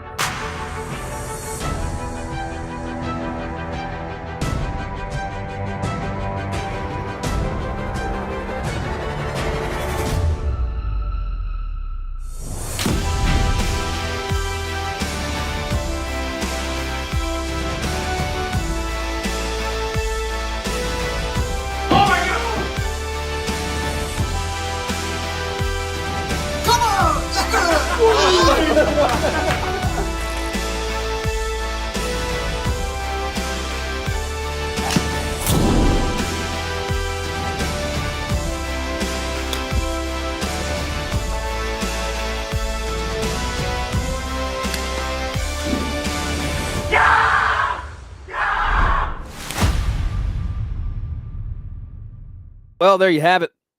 Teasing the upcoming season, next season 4. Can't believe, Sir Nick, this is already the 3rd year. You know, you talk about Klaus, the inventor of TrackMan, and Yeah. now saying to himself that, Sir Nick, we need a place for players that aren't on the largest tours in the world to still be able to compete, still be able to hone their craft and make some money. And now you have the next tour. Yeah, open to everybody. It's just not filling the, as I said, filling the wallets of the rich and famous already. It's given so many golfers a chance. Yeah. So while we have this moment, let's talk to our season 3 Order of Merit champion. Victor Nordwall is going to be joining us. Well, he's joining us right now. Victor, what's where are you with this beautiful lighting, sir? I'm in the car at the moment, so we just stopped here next to the path, and we're trying to get some light in here. But yeah, I hope this works. Well, congratulations, and along with the funds, you now have a start on the DP World Tour. 3 Hotel Planner Tour events starts. The TrackMan for the year. I mean, that's got to be pretty exciting, considering the fact that when we talked a couple days ago, there was some nerves. You acknowledged the moment, but now it's a reality. Yeah, of course. It feels amazing. Yeah, I don't even know what to say really. Just I didn't expect this when I went into this winter, and just this is a big situation for me, of course. And Sir Nick, he talks about big situations. He's also got big time speed. With Victor, we are so amazed, and we're trying to analyze it. How you managed to go? You do a one. Your tee shots went 193, 194, 195 ball speed. We guess it's the fact, it's not like on a golf course you'd have 20 or 25 minutes between 3 tee shots. The fact you're on track, man, you can condense the time down, but you can keep that rhythm and that keep generating more power, and you're splitting the fairway, man. I mean, that is incredibly impressive. So bottom line is, how do you do it? It's a good question. I don't really know. Wait. No, we don't want an answer because I want to go and work on it. You've got to give me something to go and work on. Tell me now what I've got to work on to get 5 more miles an hour, please. Come on, give me a tip. Yeah, you just have to stay on the indoor facility and try to swing it as hard as you can for like 2 hours, and then you're gonna wake up the next day with some train wreck, and then you go back, and then you gotta have 5 more miles per hour. I might be 3 times your age, so I definitely can't do that. That's the problem. I need this tip in sandwich down to 30 minutes of hitting balls. That's about all I can survive now. Victor, when we look at this round that you played today, and you come in officially number 1 in the ranking, but then you start off with a bogey. Did you have a moment where you were just like, what the hell just happened to my season after that opening hole? What is that? Or did you even try to drive the first green? I feel like you also could have took that shortcut. Yeah, not really. I just tried to get as close as possible on the first. Wow, you're taking it was a difficult lie there on the second shot, so I went under the ball with my long wedge there. So it was a tough start, of course, and some nerves as well. So Doug, didn't I say at the start of the show you cannot be right in the right rough at 1? That's what you said, sir. I did. That's another good spot. Yeah, that's a bogey. Exactly. Yeah. Well, but okay, so you make the bogey, you try to drive the green what it looked like. No, I get that you're trying to hit it as far as possible. So Sir Nick and I, we've talked all day about with the condensed time between shots, you don't get to look at the trees and walk and slow your heart rate down. So when you're doing it in the sim space, how are you telling yourself all right, let's get back to neutral because you don't have the same amount of time? Yeah, that's true. It's a lot different to play like outside and have a round for 5 hours, and now it's like less than an hour. So it's very close to each shot, and it's hard to like calm down between every hole and get the walk like 10 minutes between the shots sometimes. So you just have to like take a moment sometimes, drink some water, and try to calm down. Just stay calm.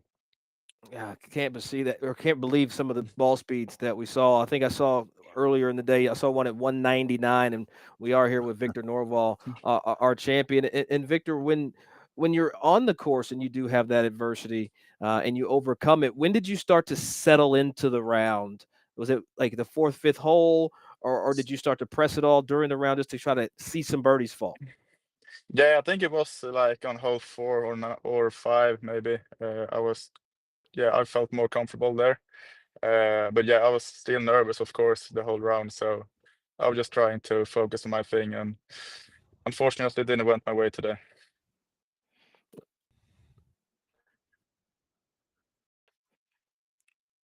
Well, Victor and Sir Nick, you well know this guy's going to have some DP World Tour starts and some career or hotel planner starts. Sir Nick, any advice to Victor as he starts this trek into this season?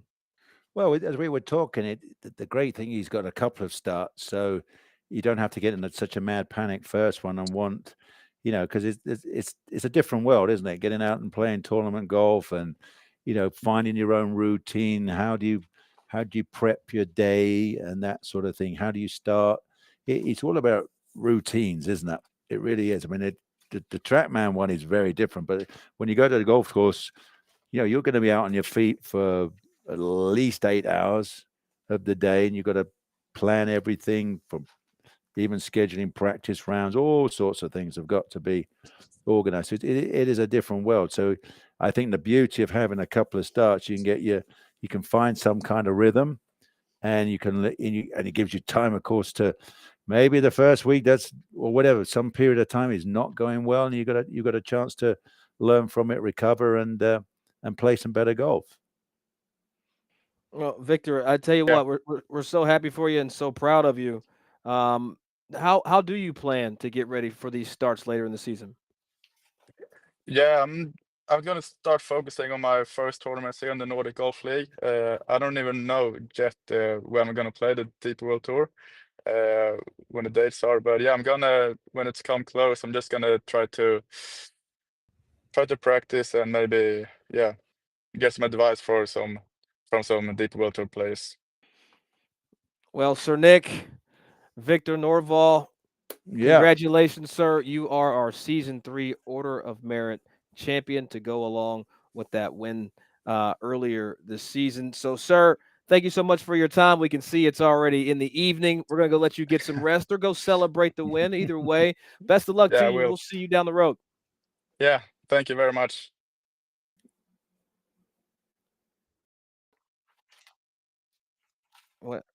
Well, Sir Nick, we've talked about the men.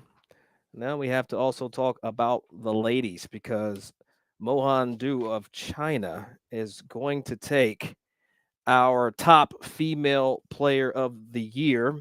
She also will win that TrackMan for a year. We're working to get her on, but you know what? She is busy.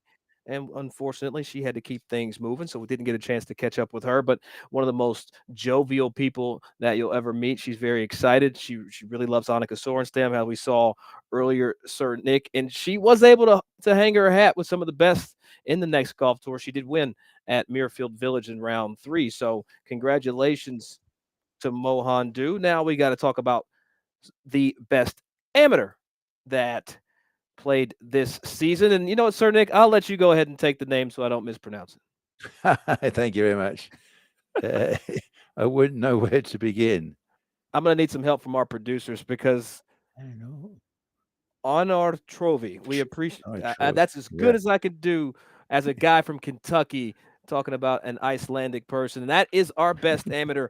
And with that as well, he's going to win full use of his own TrackMan 4 for the upcoming season. So, Anor, he's going to have all the access to getting better at the game with, well, I call it the Wheaties box, the little square box, that TrackMan 4 unit. No, so Nick, I saw that you have the IO. Do you also have a mobile device that you can use as well? I do. I have. Actually, Klaus is doing a special one for me. We Masters champions. He will actually does a green one for Masters champions. Would you believe? Yeah, I've seen Hideki's, Dustin's. There you go. So I only learned that when I went to Copenhagen early, last end of the season, then September, I think I popped in, and he told me about that. So I said, well, excuse me, well, do you think I can have a green one, please? So, well, It's only Yeah. fitting, but I tell you what, from all of us at TrackMan, that is all for season 3 of the Next Golf Tour. We've crowned our season-long champion. We've sent some players off to grab new opportunities and new TrackMen. We played 20 different time zones at the same damn time, and we've shown the world that virtual golf has real drama, real opportunities, and real money. Sir Nick Faldo, I can't even believe that I get to tell people that I did a broadcast with you. Like, I'm only 4 years into my career, but Sir Nick, this has been surreal. Thank you for all you do for the game of golf. But this is kind of your first Next Tour Yeah. baptism, if you will. What This- are your thoughts? Well, this is the first. The new world of broadcasting. I enjoyed it. It's fast and furious. We have to announce we're going for a bathroom break because there's no time. There's no time out or anything. You're bolted in your seat, which is difficult when you getting older at my age now.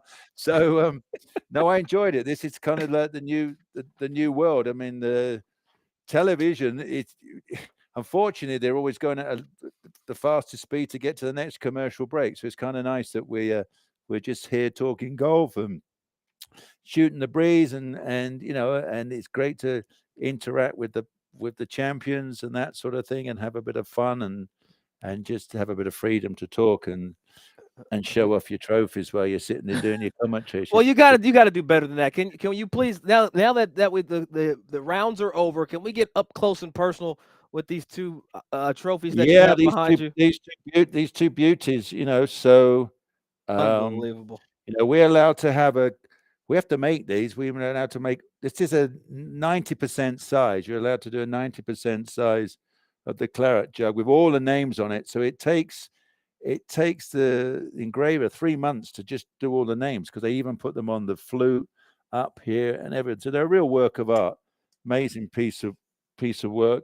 And then the clubhouse Augusta didn't start, I think, started in 1990. Because in the old days it was, I think they called it a bias. Or so. It's just a piece of wood with a single version of the clubhouse, and then Which one's heavier? This is heavy. This one's heavy. Yeah. That one's heavier than the claret jug. Yeah. This has got a gold bar on the inside as well. So they're pretty special, aren't they? Just to have, I could just wander past and touch them, and brings back a few memories. It's rather nice for me. Yeah.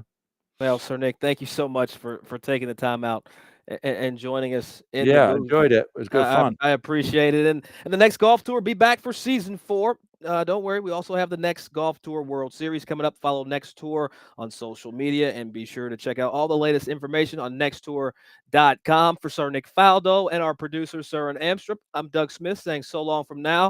I guess we know who's now, but we still got to figure out who's next.